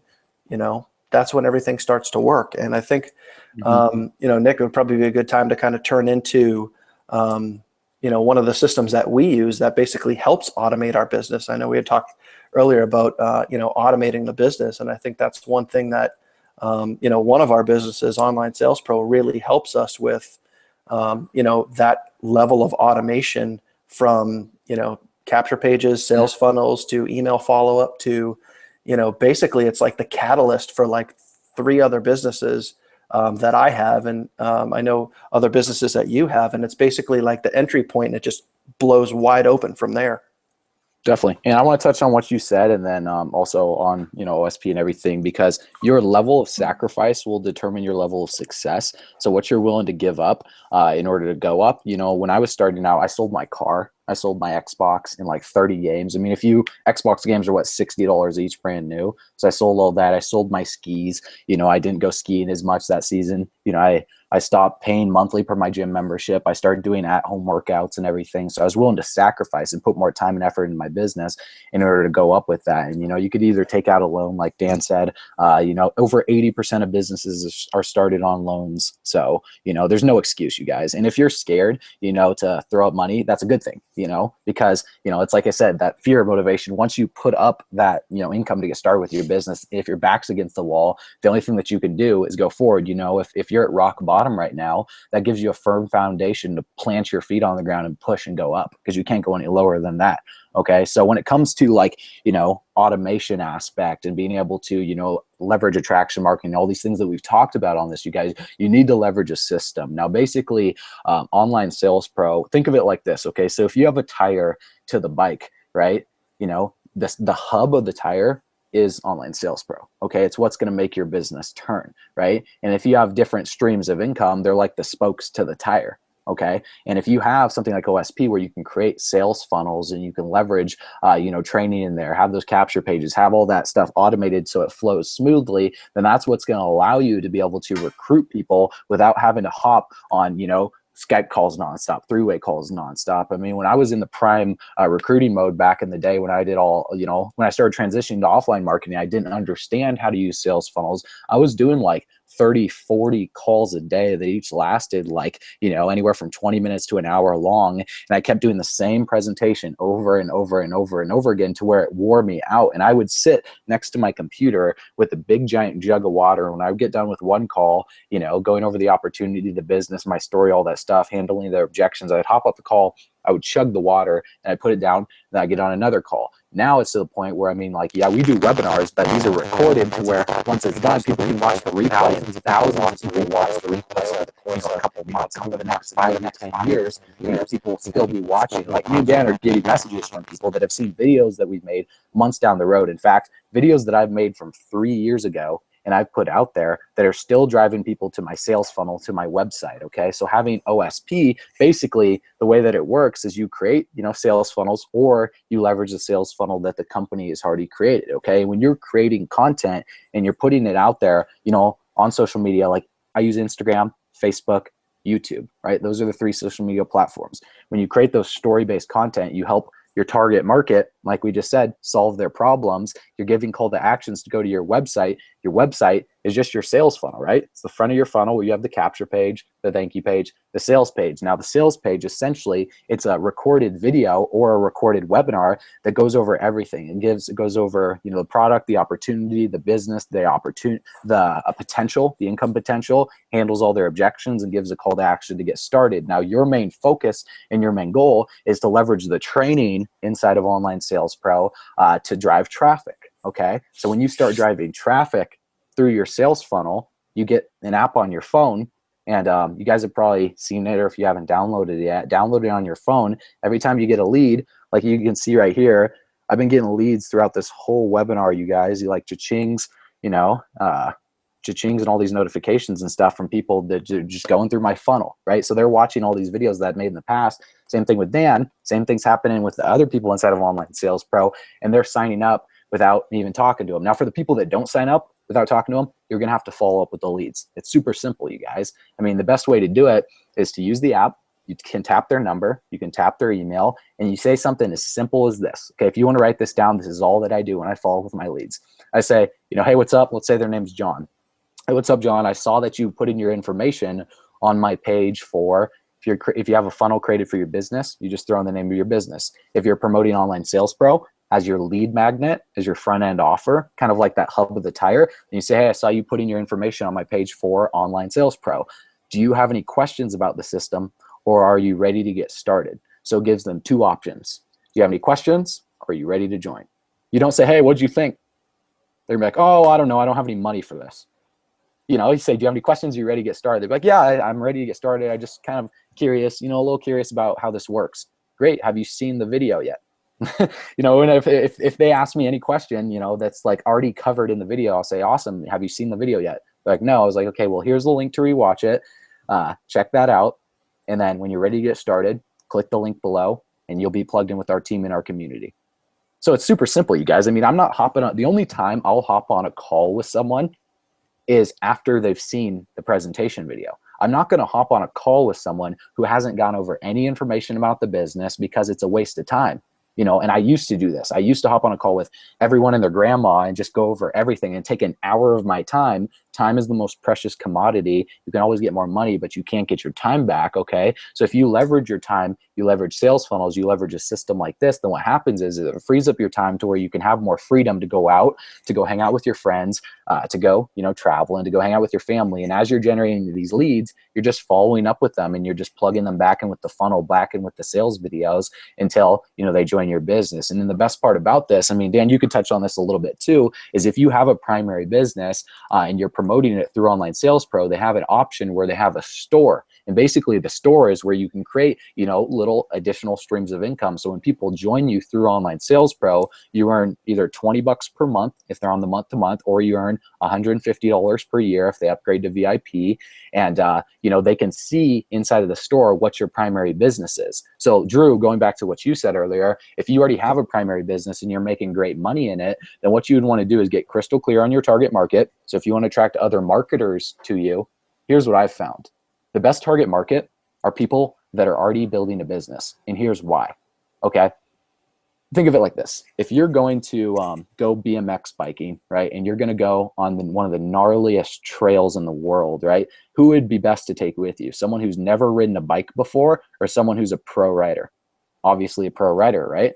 You know, if you're trying to bring someone with you that doesn't know how to ride a bike, it's like trying to train someone from ground zero that's never built a business before, that's never done network marketing. Now, you can do it, but it takes a hell of a lot of time, effort, and energy to train that person to overcome limiting beliefs, to understand how to market, to understand how to do all this stuff. But when you create content that attracts people to you that have already done marketing, like Dan's saying, he's done marketing for what, over 10 years. And, you know, I'm only 24. You're older than me, man. So it's like I'm attracting all these people that already know what they're doing. They can already throw backflips on a bike. They're just looking for the right system. Okay. So when you do attraction marketing, you plug them in with Online Sales Pro, then they can use it for their primary business. Okay. So it's not coming across like you're trying to cross recruit them. Okay. So it's not coming across like you're trying to, that needy person that's like butting heads with them, trying to get them in your primary business, because I'm sure most of you have had this happen before. Okay. I'll give you an example. You're on Facebook, you're talking with someone. Hey, what's up? I like connecting with other like-minded entrepreneurs. Tell me about what you do. Like, oh, great. You know, I'm in the business of helping people. You know, I do. And then the conversation keep going. So I do network marketing. Oh, great. What company are you in? Well, I'm in Amway. Like, okay, cool. I'm in World Ventures.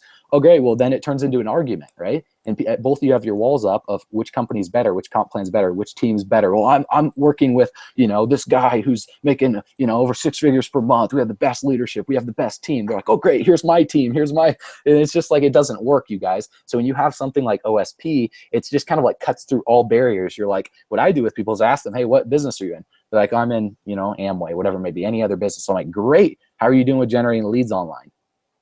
Like, oh, I'm doing all right. Could be doing a little bit better. Well, what are you using for your sales funnel? Like, what's a sales funnel? 90% of people ask me that. But you don't know what a sales funnel is?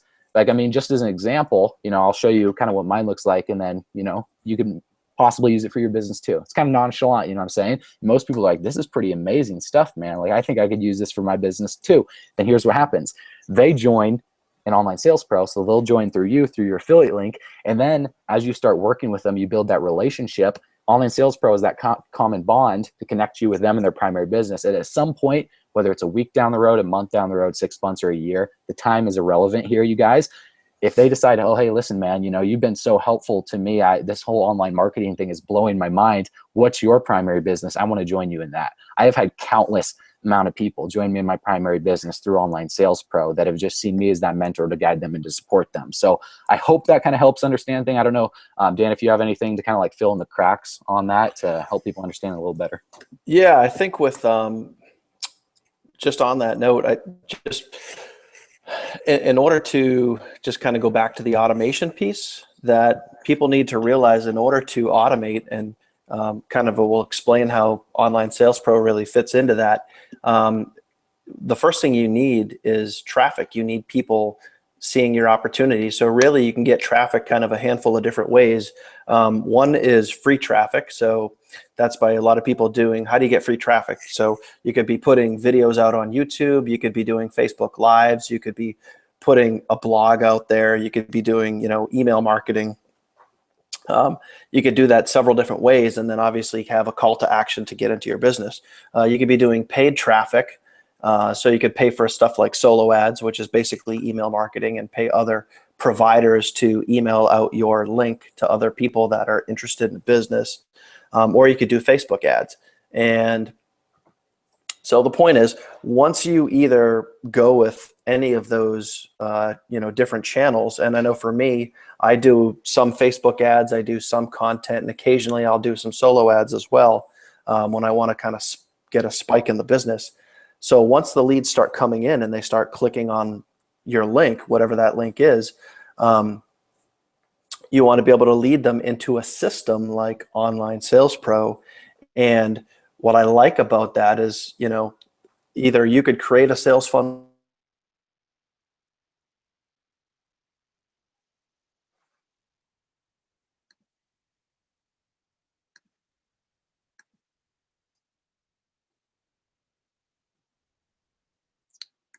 All right, I think we might have lost Dan. His screen's frozen up. If you guys can still hear him, drop a comment on the right. He's frozen on my end. Is he frozen on your guys' end too?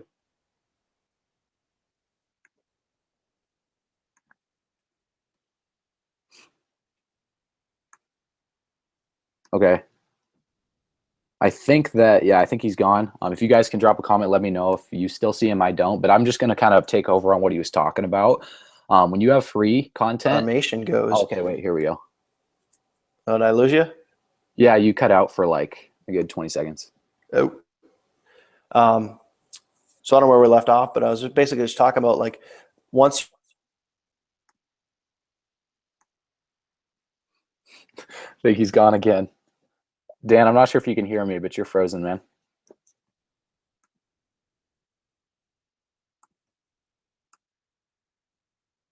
For All you right. because you're.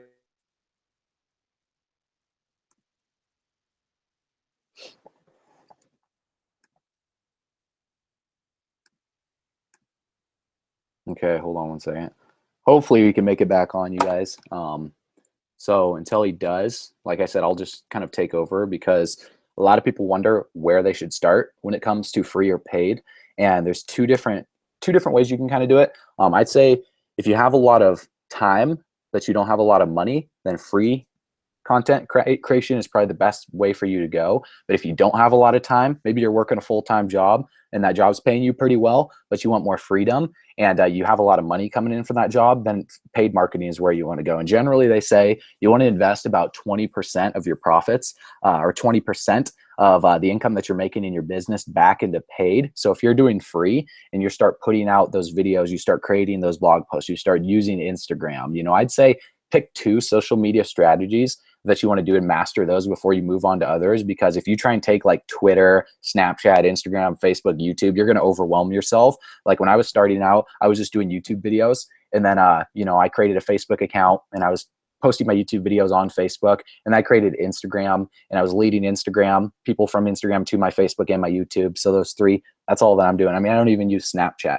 But when you start creating that content and you start funneling people through your sales funnel in Online Sales Pro, what's going to happen is you're going to start making sales. Like, in fact, it's actually kind of funny, one of those leads, I just made a sale into OSP, so an extra $20 per month. So I'm going to invest, I like to invest 100% of my income back into paid marketing, because that scales it even quicker. Like I was stuck for the longest time at like $5,000 per month in my business when I was just doing free marketing. But when I started investing 20% of my profits, or 20% of my income back into paid marketing, it started to grow. Now I'm investing, like 100% of my income back in. So it keeps growing and exponentially getting past, that's when I got past 10 grand per month, then 20 grand per month.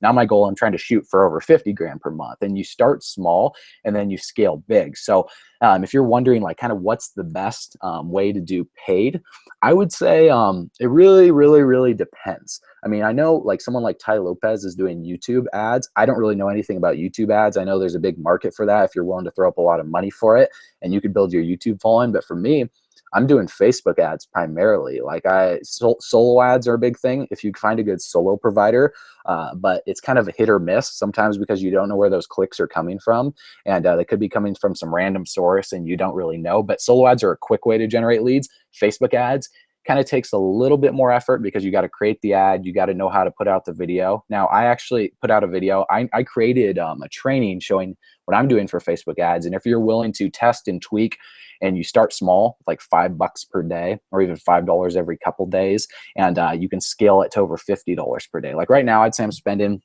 between $50 and $100 per day on Facebook ads.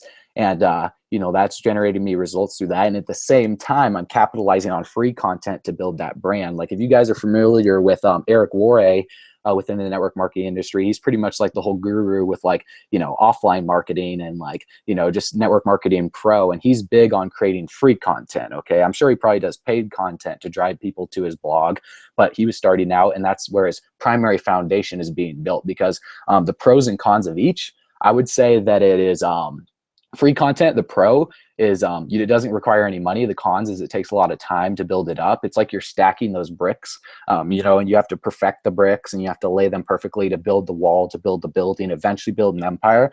Like Eric Worre was saying that he wants to put out over 10,000 videos before he dies. And I mean, he's putting out a video like every day or every other day, or at least like 2-3 times per week. So you just got to stay consistent with it. And There's a question that says, how long would you say it takes before you see results? It really depends, man. And I mean, you got to change your mindset to say, I'm going to do it until I get results, not I'm going to try this, and if I don't get results, then I'm going to quit. It's all just a mindset shift. So for me, it was like I was just putting out videos for the fun of it, and I said the results are going to come. So I was speaking it into existence during my visualization and affirmations. I said, these videos are going to produce me results down the road. And some videos, don't get me wrong, every video I make isn't a hit. Some videos will get maybe 10 views, 20 views, and they don't, get any attention whatsoever. Some videos, I'll construct it in my room or something. Those will get thousands of views and generate me dozens of signups. So it really just depends on a person per person basis.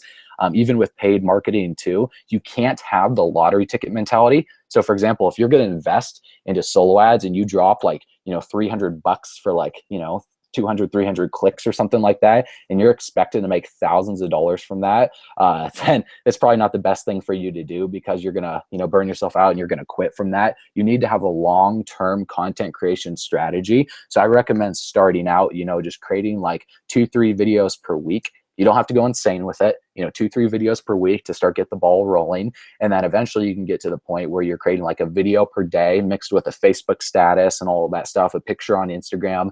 And it's just a long-term process. I didn't start out generating results right from the get-go. Like I said, I've been doing this since online marketing, at least since 2013. And the start, I failed miserably throwing stuff out there, hoping that it would stick. Now it's to the point where, I know how to rank YouTube videos just for different keywords. When people would search something if you go on YouTube and you type in how to make money on Instagram, I think my video's I don't know if it's still in the #1 spot, but that video is generating me a lot of leads. But it took me about 100 videos before I figured out how to rank that video for that popular keyword. You see what I'm saying? So it just takes that whole process from there. And hopefully you guys, Dan will come back. I know kind of kicked him off. He was having problems earlier with his computer freezing on him. So hope he comes. So I'm just looking at your guys' questions, seeing if you got anything else. So let me check here. Yeah, if you guys have any other questions, go ahead and drop them. Drop them on the right-hand side if you're watching this on YouTube.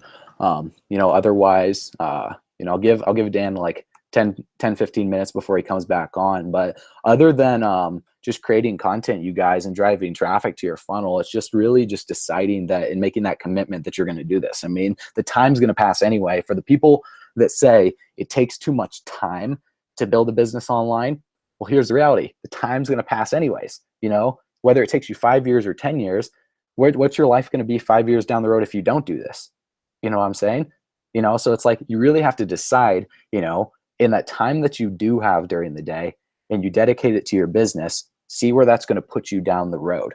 Okay. So those small monotonous little things you're doing on a daily basis, you know what I'm saying? You get up, you read 10 pages in a day in a personal development book, you do that over the course of a week. What's that going to do? Not much for you. You know what I'm saying? Over the course of a month, you finished the book, right? So that's a big accomplishment. You finished your first book, okay, in the network marketing arena, okay? And then you keep reading. Over the course of a year, you finish 12 books. You have a lot better understanding and knowledge on this. You create maybe 2 videos per week. You do that for your first month.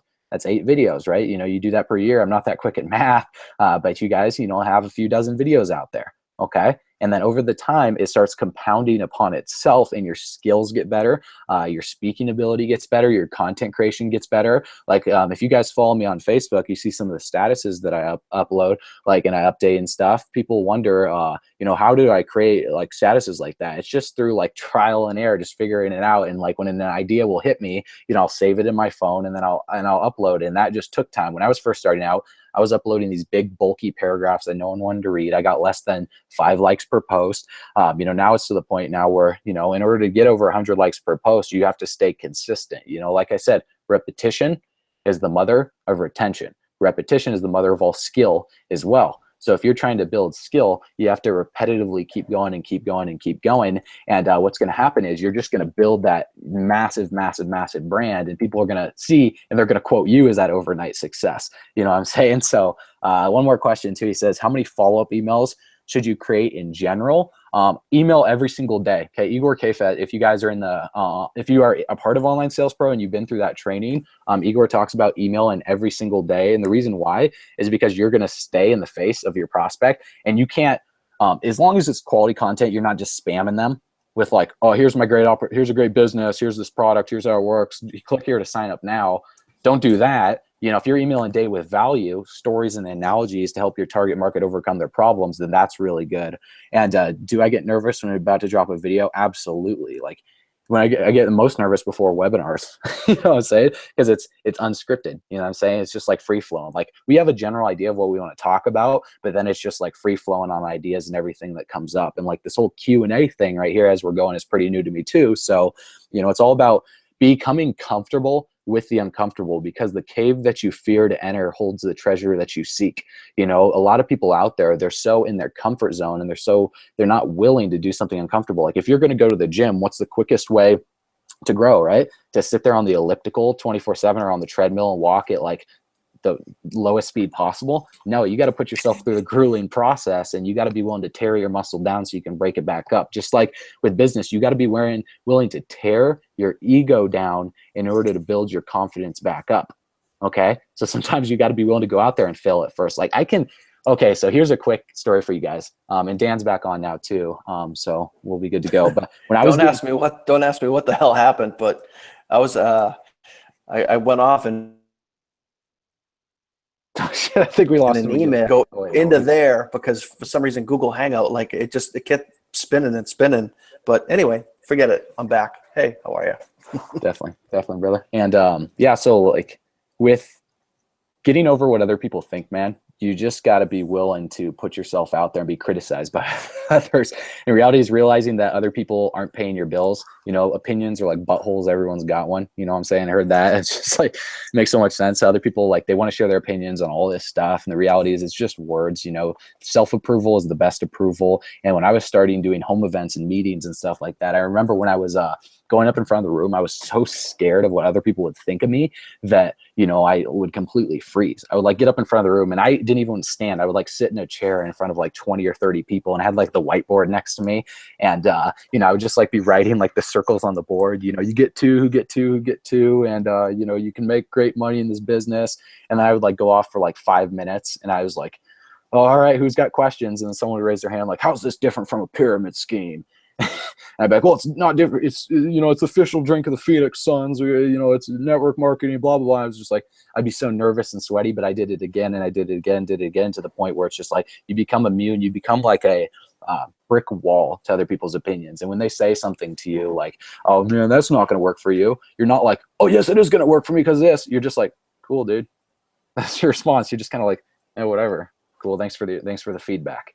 I think when it comes to creating content and when it comes to that, you know, I guess like I've never had the fear of public speaking myself. And I think it kind of stemmed from when I was real young. I think from pretty much the time when I was like 17, I was playing in a band and we used to play out gigs and some of our gigs got to be pretty big. We were playing for like hundreds and, you know, thousands of people at one point. And I kind of thrived off of that. So I think maybe that's a slight advantage for me, but I think with most, when you're, you know, practice on your phone, set up, like I have like a little tripod right over here that I hold the phone on and, you know, practice making a video and, you know, take a couple of deep breaths before you really get going. But just, you know, when I'm making a video, when I'm creating something for YouTube, if I'm standing in front of my dry erase board and I'm trying to like, you know, write down and show people stuff, I literally look right at, you know, right at the little, you know, the camera lens there. And I try to just pretend like I'm talking to one person. Like there's one person right on the other side of my phone. Like, and I never use fancy equipment like what we were talking about earlier. I never use any kind of fancy video stuff. I just use my iPhone and I pretend like someone's literally there just holding the phone and I'm having a conversation with that person. You know, just like right now, we got a ton of viewers on and there's a lot of people that are, you know, you guys are sitting at home, either on your bed, at a desk, on a couch, wherever you guys are, and we're talking to you. But literally, I'm just talking to this little hole right here and I'm just pretending that I'm having a conversation with that one person. And I think you guys just need to, you know, practice makes perfect as long as it's perfect practice, you know? So if you just kind of set it up and you just kind of go through the process a couple of times and then, you know, watch your video back. And even if you're comfortable, if there's somebody in your home that you can, you know, say here, hand that to them. If it's a spouse, significant other, brother, sister, and uncles, nephews, dog, whoever, give them the recording and say, hey, what do you think? And, as long as that's somebody that you trust and someone that's not obviously going to like ridicule you, someone that you can confide in, to go to and say, give me your honest opinion, and then just continue to get better. And as we talked about earlier, just, continue to put out content and build those bricks and build those roots down into the ground and build your foundation. But, the best thing you got to do is just start. You just got to commit and just go for it. And the critics will come no matter what you're doing. When you're creating that content, you're going for it. The people will come out of the woodworks, and you'll generally find that majority people will support you if you're sharing an uplifting message and you're not just trying to cause drama and everything. You're sharing a positive, empowering, video. You're going to find that out of 100 comments, you'll get 98, 99 positive, and you'll get 1 or 2 trolls that'll say like, this guy's an idiot. He doesn't know what he's talking about. And this happens where sometimes you'll ignore all the positives and you'll focus on the negative comment, and then that gets you. You know what I'm saying? It definitely gets to me sometimes, but then you have to realize that there's never been a statue or a monument dedicated to a critic. If you look at people in other, industries and other professions, like take basketball, for example, look at LeBron James, right? When he left Cleveland, what happened? All his supporters, they just immediately started burning his jersey, right? He went to Miami. He had so many supporters. He had so many critics. Same thing with Kobe Bryant, right? There's so many people that love him, that respect him and everything, the mentality that he has, but he's not worried about the mentality of the mob, of the masses, right? It's about unplugging from the social approval of group think. Okay, so group think is basically like the whole mob mentality of people that will like disagree with what someone says. Like, back in the medieval times, they would claim people were witches, right? They'd like burn them at the stake. She's a witch, right? And everyone would start chanting witch. In reality, it's just, it was so stupid. You know what I'm saying? So when like someone starts a home-based business, it's like the crab trap. Okay, so here's another thing for you, brother, to help you kind of get over what other people think. Darren Hardy gives this example.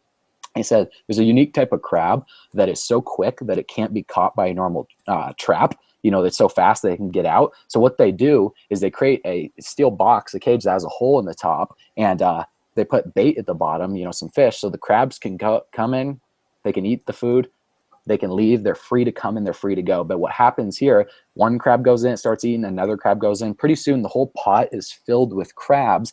The food is gone, and all these crabs are free to go. But what happens is when one crab starts climbing up the edge of the cage, then the other crabs will pull it back down to join the mob into the masses, right? If that crab continues to keep climbing and try to get out of the cage, they will eventually rip its legs off and kill it. Now, that kind of relates to people in your business and people within your social circle, the herd, right? The mob mentality. So when you're doing something different and you're starting your own business and you're approaching them about it, what's going to happen is they're going to act like the crabs. Okay. They're going to pull you back down. And that comes in little smart remarks, little barbs that they throw at you. It's like, oh, you're trying that business thing.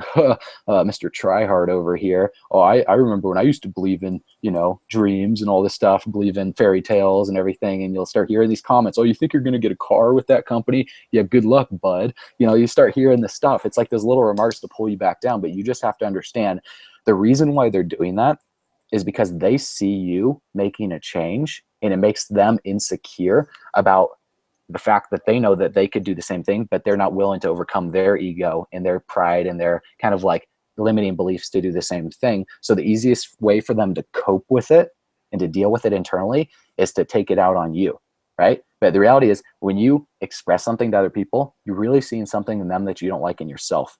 And this relates to with others. When you're seeing something in them that you don't like, you really have to look at yourself and say, what is it about them that triggers something with me? Like I'll find when I see something out there and they'll say something, I was like, oh, I don't like that. It's like, wait a second. What is that about me that kind of like a limiting belief that I need to get over?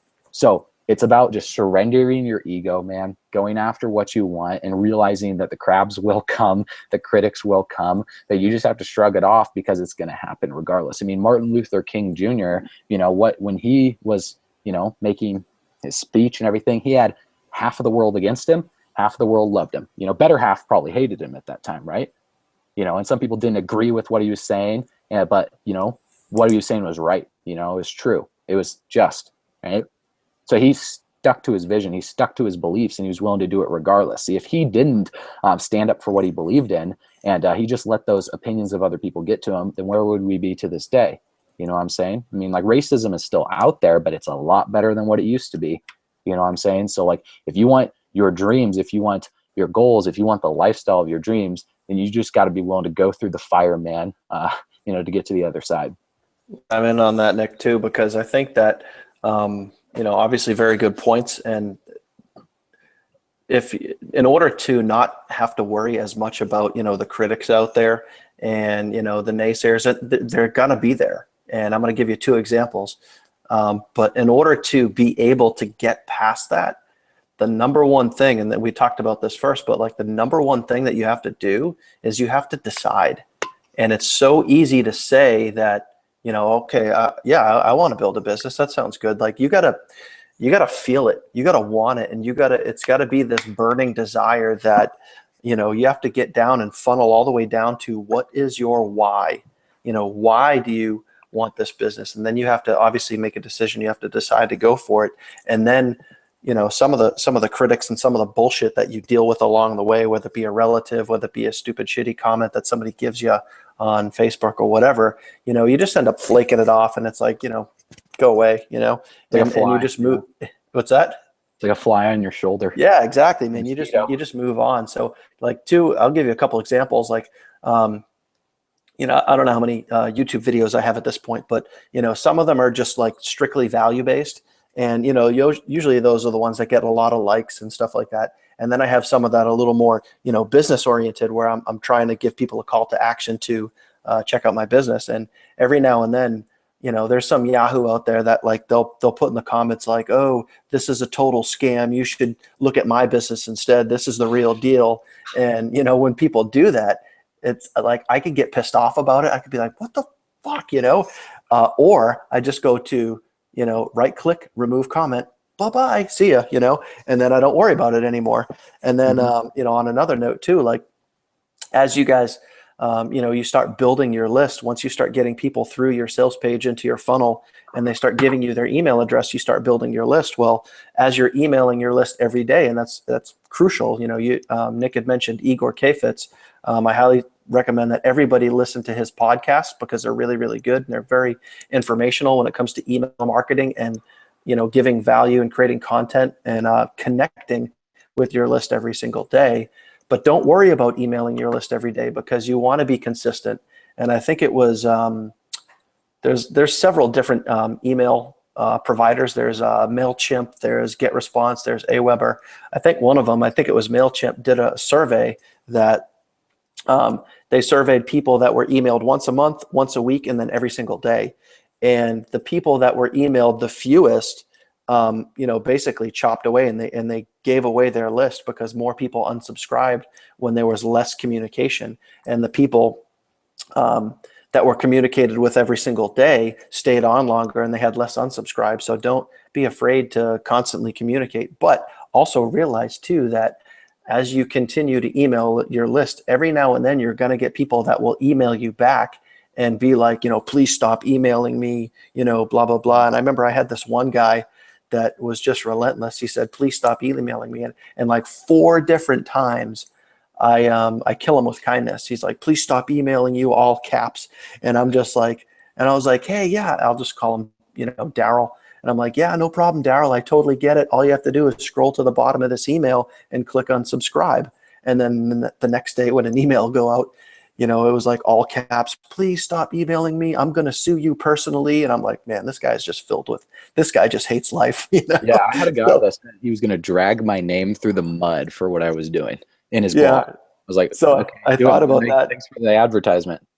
Yeah, I know. And I thought about it. I'm like, man, if you have that much time to, you know, be negative.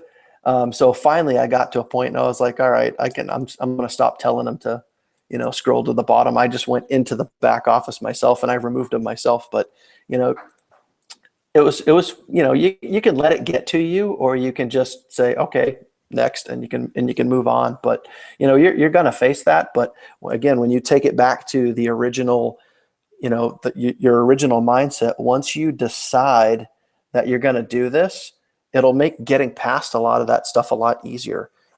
So I think that, you know, you just need to realize that once you make the decision to go for it, that you're committed, that you're going to do what it takes. You know, a lot of the stuff that we had talked about creating some of these routines and going through the self-development and, you know, saying your affirmations, committing to yourself and committing to, you know, your family or whatever it is, whatever your why is, and committing to that.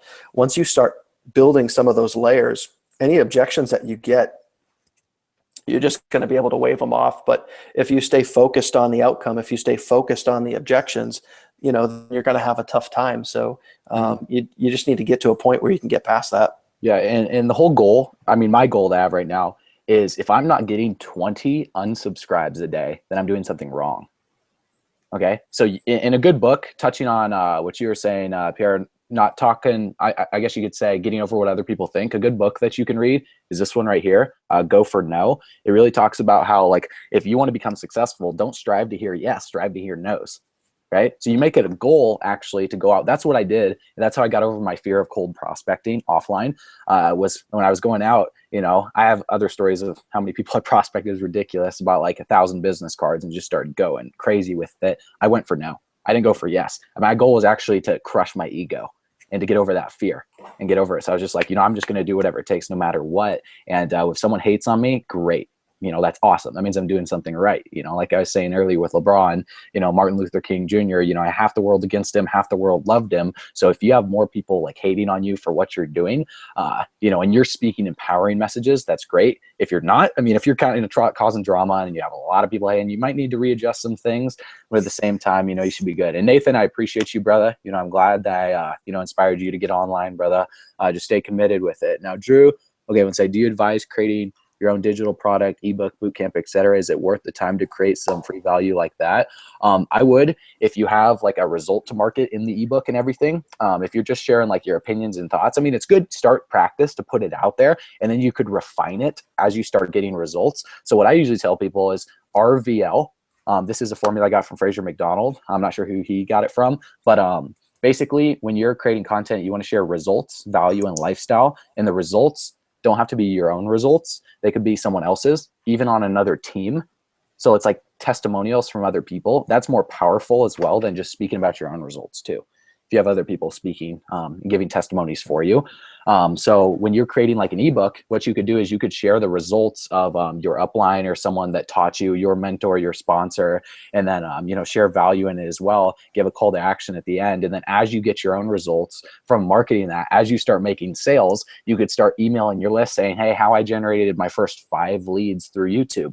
You know, it doesn't have to be some crazy big results like over 100 leads per day. How I started getting over 100 leads per day was I started teaching people how I got 1 lead per day, or even 1 lead per week. It's like how I generated my first lead online. That could be your first video. Because when you generate 1 result, 1 lead, maybe you generate 1 person reaching out to you saying they saw your video, you know more than 99% of people out there that have never done any online marketing before. I want you to realize that, okay? You guys just attending this webinar and still staying till now, you know more than 99% of people out there on what we've taught you. So you could go out there and you could create boatloads of content from everything, from every analogy, from every story, from all the notes that you've taken. Go out there and just start putting out the content, and you'll be able to attract, you know, your perfect client, your perfect customer.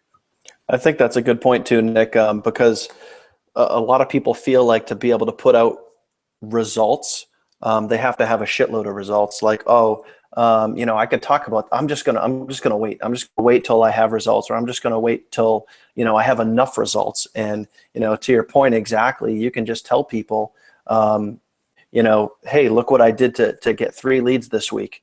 You know, I'm gonna show you the same free marketing strategy that I use on YouTube, or the same free marketing strategy that I use on Facebook, you know, to get multiple leads, or to get 3 to 5 leads every single week. And, you know, some people, trust me, there's going to be people out there that are going to be like, man, I would love free leads. What's this guy doing? And they're going to check it out. And as soon as they get value out of that, they're going to want to connect with you. They're going to want to know more about you. And the next time you put something out, they're going to be like, oh, you know what, that was valuable last time. Let me check this out. So don't worry about having, you know, needing to have these big, huge results to be able to put stuff out. You know, just worry about, you know, being able just to share anything. And exactly to Nick, to your point, I mean, even just, you know, RVL, results, value, lifestyle, you know, just being like, hey, you know what, I just watched this webinar last night.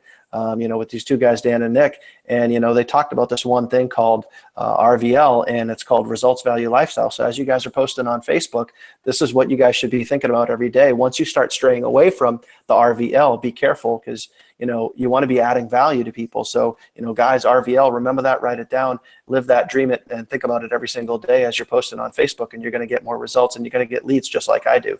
I mean, you could spin it 10 different ways, but there's so many little golden nuggets all throughout this webinar that you could take and share results, share value, and share content with. 100%. Now, Pierre, your question where you say, how do you create graphics on pics for Facebook? One of my buddy edited that for me. Fiverr.com, Fiverr.com. You can get people to do everything for you, to like your homework and like writing blog posts and stuff. So like outsourcing that. Like if you're not a Photoshop wizard or anything, just go on Fiverr, click graphic design. They can edit a cover photo for like YouTube, for your Twitter, for your Facebook. They can edit photos and all that stuff. Now for the end of my videos, that I typed on YouTube royalty-free instrumental. You don't want to use like popular name brand music, because if you do that and you put it on your videos, you'll have copyright laws against that, and you can actually get sued for using, I had one of my YouTube accounts almost shut down for that. So I stopped using like mainstream songs, I guess you could say, and I just use royalty-free music. I found an audio that you like, and I use iMovie to edit all my videos. So I've been using iMovie since like high school. I was in the video productions class, so I made all the video announcements. So that's kind of like where I have my passion, like video editing, all that stuff's my passion. So that's what like keeps me consistent with it. But yeah, man, I mean, just like, kind of create your unique twist. Like, people, there's people out there. I'll give you an example. Logan Paul, he's in the blogging niche. Well, not blogging. He started with Vine, and he went from Vine to, just like making viral videos on like Facebook. Now he's doing YouTube blogging. He has his own kind of style that he does in his videos. So if you create your own unique style that kind of differentiates yourself from every other marketer out there, man, like don't be afraid to cuss. Don't be afraid to swear and everything. If you're being real, people are going to appreciate you for that. If you're not the type of person that wears like a suit and tie all the time, then don't do that. For me, I feel like it's too corporate America if I were to be forced to wear a suit and tie and act all professional in my videos and all that stuff. So I'll wear like a tank top, I'll wear a t-shirt, I'll just be like, out and about doing whatever it may be. And that way you'll attract the right people to you, and you'll kind of come across as more congruent in all of your content. I think you totally got to be yourself, man. I mean, even just looking at what we're doing right now, I mean, you're sitting in your room and you got a t-shirt on. I'm hanging out in my fucking kitchen with a sweatshirt on. It's, we're here to, it's the message and the content that you give. It's not the perception of like, oh, he wasn't wearing a suit, so I don't know if I could trust him. So it was funny. I think just a little bit further back, we were talking about, unsubscribes and stuff like that. And so I had a couple of hours ago, I had emailed out my list about the webinar tonight, letting people know. It was a little bit last minute, but again, just to get that word out there. And even if people don't watch the webinar live, they're going to be able to go back and watch it again. But I had emailed, I don't know if you guys can see this, emailed everybody out. So 5,500 subscribers, and 10 of them unsubscribed. And so you know what? It's like those 10 people, they unsubscribe because either I was annoying them or whatever it was, but it's like, what, they can go bye-bye. And like you're saying, if you're not getting unsubscribes every single day, what you want to be doing is you want to be fine tuning and almost like, like an old woods craftsman, you're just whittling away and you're just crafting your list. And the people that want to unsubscribe, you don't want them on there because they're not going to buy from you. They're not going to join your opportunity, and they're not going to be interested in what you're doing. So, so it's okay to let them go. And if anyone's ever had a garden, like I'm into gardening, whether it be, just planting, shrubs around the foundation of the house, or even, right outside here, we have a vegetable garden. The first time ever we actually grew a vegetable garden. But what do you do when you have a garden? You weed, and sometimes you're weeding your list, you're pulling out the dead weight and the dead weeds, and you're getting rid of the people that you don't need there.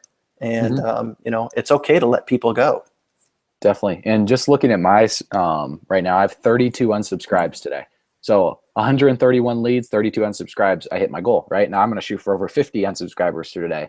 And there's a thing I want to talk about really fast. It's called polarization in your marketing. If you're not polarizing enough, then you're not going to attract people with as much, I guess you could say, power as you want to. And I found this in the start when I was trying to please everyone. I pleased no one. When I was just trying to be super, super positive, optimistic, like, hey, you know, this is great. You know, online marketing is amazing. It's awesome. Here's a lifestyle. You can live all this good stuff. My product's so good. It's so cool. People are like, cool, whatever, man. But when I polarize more, and I'll explain this real quick. Okay. So when you think of polarization, what do you think? Positive and negative, right? If you have a magnet, positive, negative. The earth, you have the North Pole and the South Pole. Okay, right? In energy, there's both an up and a down. We live in a world of duality. Okay. So what you want to do when you're creating your content, you want to share not only what you like, what you agree with, what you love, but you also want to share what you hate, what you disagree with, kind of the opinions that you don't like, so you can repulse the people from you that wouldn't want to work with you in the first place. And how you do that is simple. Okay. So let me give you an example. Let's say you're in a health and nutrition company. You're going to create a video and you're going to talk about your product. Okay. There's two routes you can go. Route one is you can only talk about the positives. You can say that my product is so great because it's organic, it's healthy. I mean, it helps you lose weight. It's helped me lose 40 pounds the past 2 months. We have, you know, NFL players, NBA players all using it. You know, it's sponsored by this team. And that's why you should order the product too. Here's my website to go check it out and to go sign up. Okay, that's option one. Most people are like, cool, great, whatever. What separates this from everything else out there, right? It doesn't stand out. Here's option number two. Okay, you know, I decided to partner with a company because of the product, and I believe the product's great, but here's why. And you know, the reality is I hate what's going on in the supplement industry right now. I hate what's going on with all these pharmaceuticals, all these chemicals and all this stuff. They're putting in these pre-workouts that they're telling people, and they're brainwashing people in the bodybuilding industry, thinking that they need to take, you know, all these pre-workouts, all these pills, all these protein powders and all this stuff that's just really damaging your liver, damaging your insides. Not only that, but it's damaging the environment too. So that's the reason why I decided to partner with my company, because our products are all organic, they're all natural. They're not only good for you, they're good for other people, for your family, so you actually feel comfortable sharing it with others, but they're good for the environment too, because it's all BPA friendly. And that's why I believe you should join too, because if you actually care about other people, like I believe that you do, and you know, you don't want to, you know, you don't agree with what's going on in the pharmaceutical industry right now with Western medicine and all this stuff, then I believe you should partner with our team and our company. Is that more powerful? I think that's more powerful because it's more polarization. Now, you're going to repel some people there that are really into taking pre-workouts and all that stuff. But here's the reality. You didn't want those people in the first place because they're not going to order your product anyway. But you repulsed those people and you attracted the people that would want to buy your product with more power. So I hope that kind of like helps make sense with you guys. And that was like kind of a big concept that I had to figure out. It took me years to figure that out. I think you just kind of have to go back to Nick, what you were originally talking about in your book, kind of going through that, like, you know, that perfect person that you're trying to market to. So, you know, if you're crafting content, whether it be a video or whether it be an email or a blog, then you want to be marketing to a very specific niche, to a very specific person. Try to go less general and more specific. You know, so in that particular case, you know, don't worry about the people that are going to be offended or not interested in, you know, what it is. Talk to that one group or that one specific person, you know, that you know is going to be interested in what you have, because you know, whatever business that you guys are in, you know, you wouldn't have joined if you didn't see the potential and you didn't see the value in what you do. So you have something great to offer, and there's somebody out there that also, you know, wants what you have. It's just in how you present it and how you get them that information. 100%. I want to throw a quick shout out to I just got a message from Jason, and he just said, awesome webinar, very informative. He just signed up with OSP, you know, and he said he's pretty new, but he definitely won't give up. So awesome, man. Jason, keep pushing, dude. And, you know, don't ever give up. Just keep your eyes set on the target, never quit, and keep going. If you need any help from myself or Nick, then by all means, just reach out. But appreciate the positive vibes. Oh yeah, hell yeah. And for those of you guys that are like wondering, you know, what OSP, I mean, we've talked about it a little bit, haven't gotten into too much detail. I mean, reach out to Dan or I after the webinar if you want all the information on it. If you're already a part of it, then hopefully this just concretes your belief in online marketing, sales funnels, and attraction marketing, so you can be able to, you know, attract people to you. But I mean, if you guys don't have any more questions, I see the chat's kind of stopped. I understand that it's a little bit late. We've been on here for a couple hours, just going off and rambling. But if you guys don't have any more questions, then, you know, I think we'll call it a night. Unless, Dan, you got anything else you want to, you know, share with them? No, man, I just want to thank everybody for hanging out with us. You know, we just wanted to be able to kind of speak right off the cuff. We didn't really have much of a script, which I think is kind of cool, because you can we just kind of flow. But I think, you know, obviously, you know, number one, guys, just decide. And you guys just need to decide that if you truly want to make this a lifestyle, if you truly want to make this, you know, your thing, and you want to live that lifestyle, you want to create that impact of that and that life for your family, you just got to make a decision. And then once you get past that point, everything else will just kind of start to make sense. But, you know, you want to be able to develop a routine. You want to, you know, pour yourself into personal development, but, you know, make sure that there's blocks of time that you can spend for yourself, for you and your family, and to do the fun things in life. You don't want to do 100% all business, you know. And then obviously content creation, excuse me, you know, just start building those little bricks and digging those roots, and you know, making sure that you guys are, you know, putting consistent content out there, and doing it daily. But just start practicing, and the more you do it, the more comfortable you're going to get with it. And you know, you got to start somewhere, but just focus on that, and then be able to, I think for me, what was really helpful for me was just being able to plug into a system like Online Sales Pro, and just have just about everything automated. So, you know, to give you guys an example, I know, Nick, you use Facebook ads. I've been using Facebook ads. So, you know, you set up a good Facebook ad, and it takes trial and error until you can tweak it and get it right. But you put a good Facebook ad out there that's just going to generate you leads every day, that come in every day. The leads go through the sales funnel. You capture their email so you can follow up with them.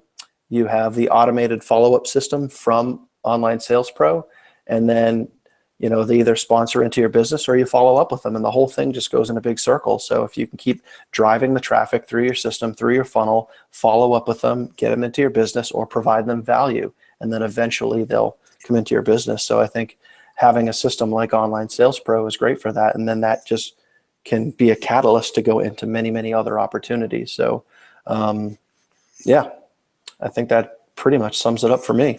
Definitely. And I don't want you guys to just watch this and be great information. I see you guys commenting, like, you know, awesome stuff. You know, I appreciate all you guys for that. I want you to actually take action. You know, my main call to action for you is to create a piece of content from what you learned. I mean, if you can do it right after this webinar, I know it's late, but hey, you know what? Give up to go up, sacrifice, you know, a little bit of sleep, create a content, put a piece of video out there and post it in the group page. That way you can start putting it out there. You can kind of get over that, you know, limiting beliefs, kind of the insecurities, the fear of what other people are think, or how they're going to judge you, or how you look in the video, or anything like that. You know, maybe you're not, like, for girls, if you're not wearing all this makeup, who cares? Put out the video, just go out there and make it happen, you guys. But we appreciate you. We look forward to, you know, connecting with you guys down the road, seeing your success with this. And with that being said, enjoy the rest of your night, guys. Yeah, just one last thing too. I think what you said is exactly perfect too. For someone that hasn't made a lot of videos, going into a group forum like, you know, your Lifestylepreneurs or Online Sales Pro, going into the forum, and you know, even just like grabbing the phone and recording yourself saying, "Hey guys, this is my first video. I just wanted to make this and say hi to everybody," and then you know, whatever it is, whatever you want to talk about. You don't even have to talk about anything. You can make it a 30-second video and just say hi to everybody. But the point is, once you do that, and once you post that to the group and it's out there, it's in the world and everybody can see it, you know, you'll get that off your chest, and you can, once you make one, then you can make two. Once you make two, you can make 3 and 4. But just do it, you know, and a forum like that, because I would say 99 out of 100 forums, you know, people are going to lift you up. They're going to encourage you and say, "Hey, great job," you know, and they're going to lift you up. But, you know, the fear of not knowing, or the fear of not doing it, you know, don't let that hold you back. Just go for it. Screw it, just do it. Yeah. But other than that, I know we're going to get this wrapped up. It's 11:20 my time. So I got to get to bed. I already got my wife texted me, wrap it up already. So I'm going to go to bed, and we'll see you guys soon. And hopefully, Nick, I'll be seeing you in Vegas next week, dude.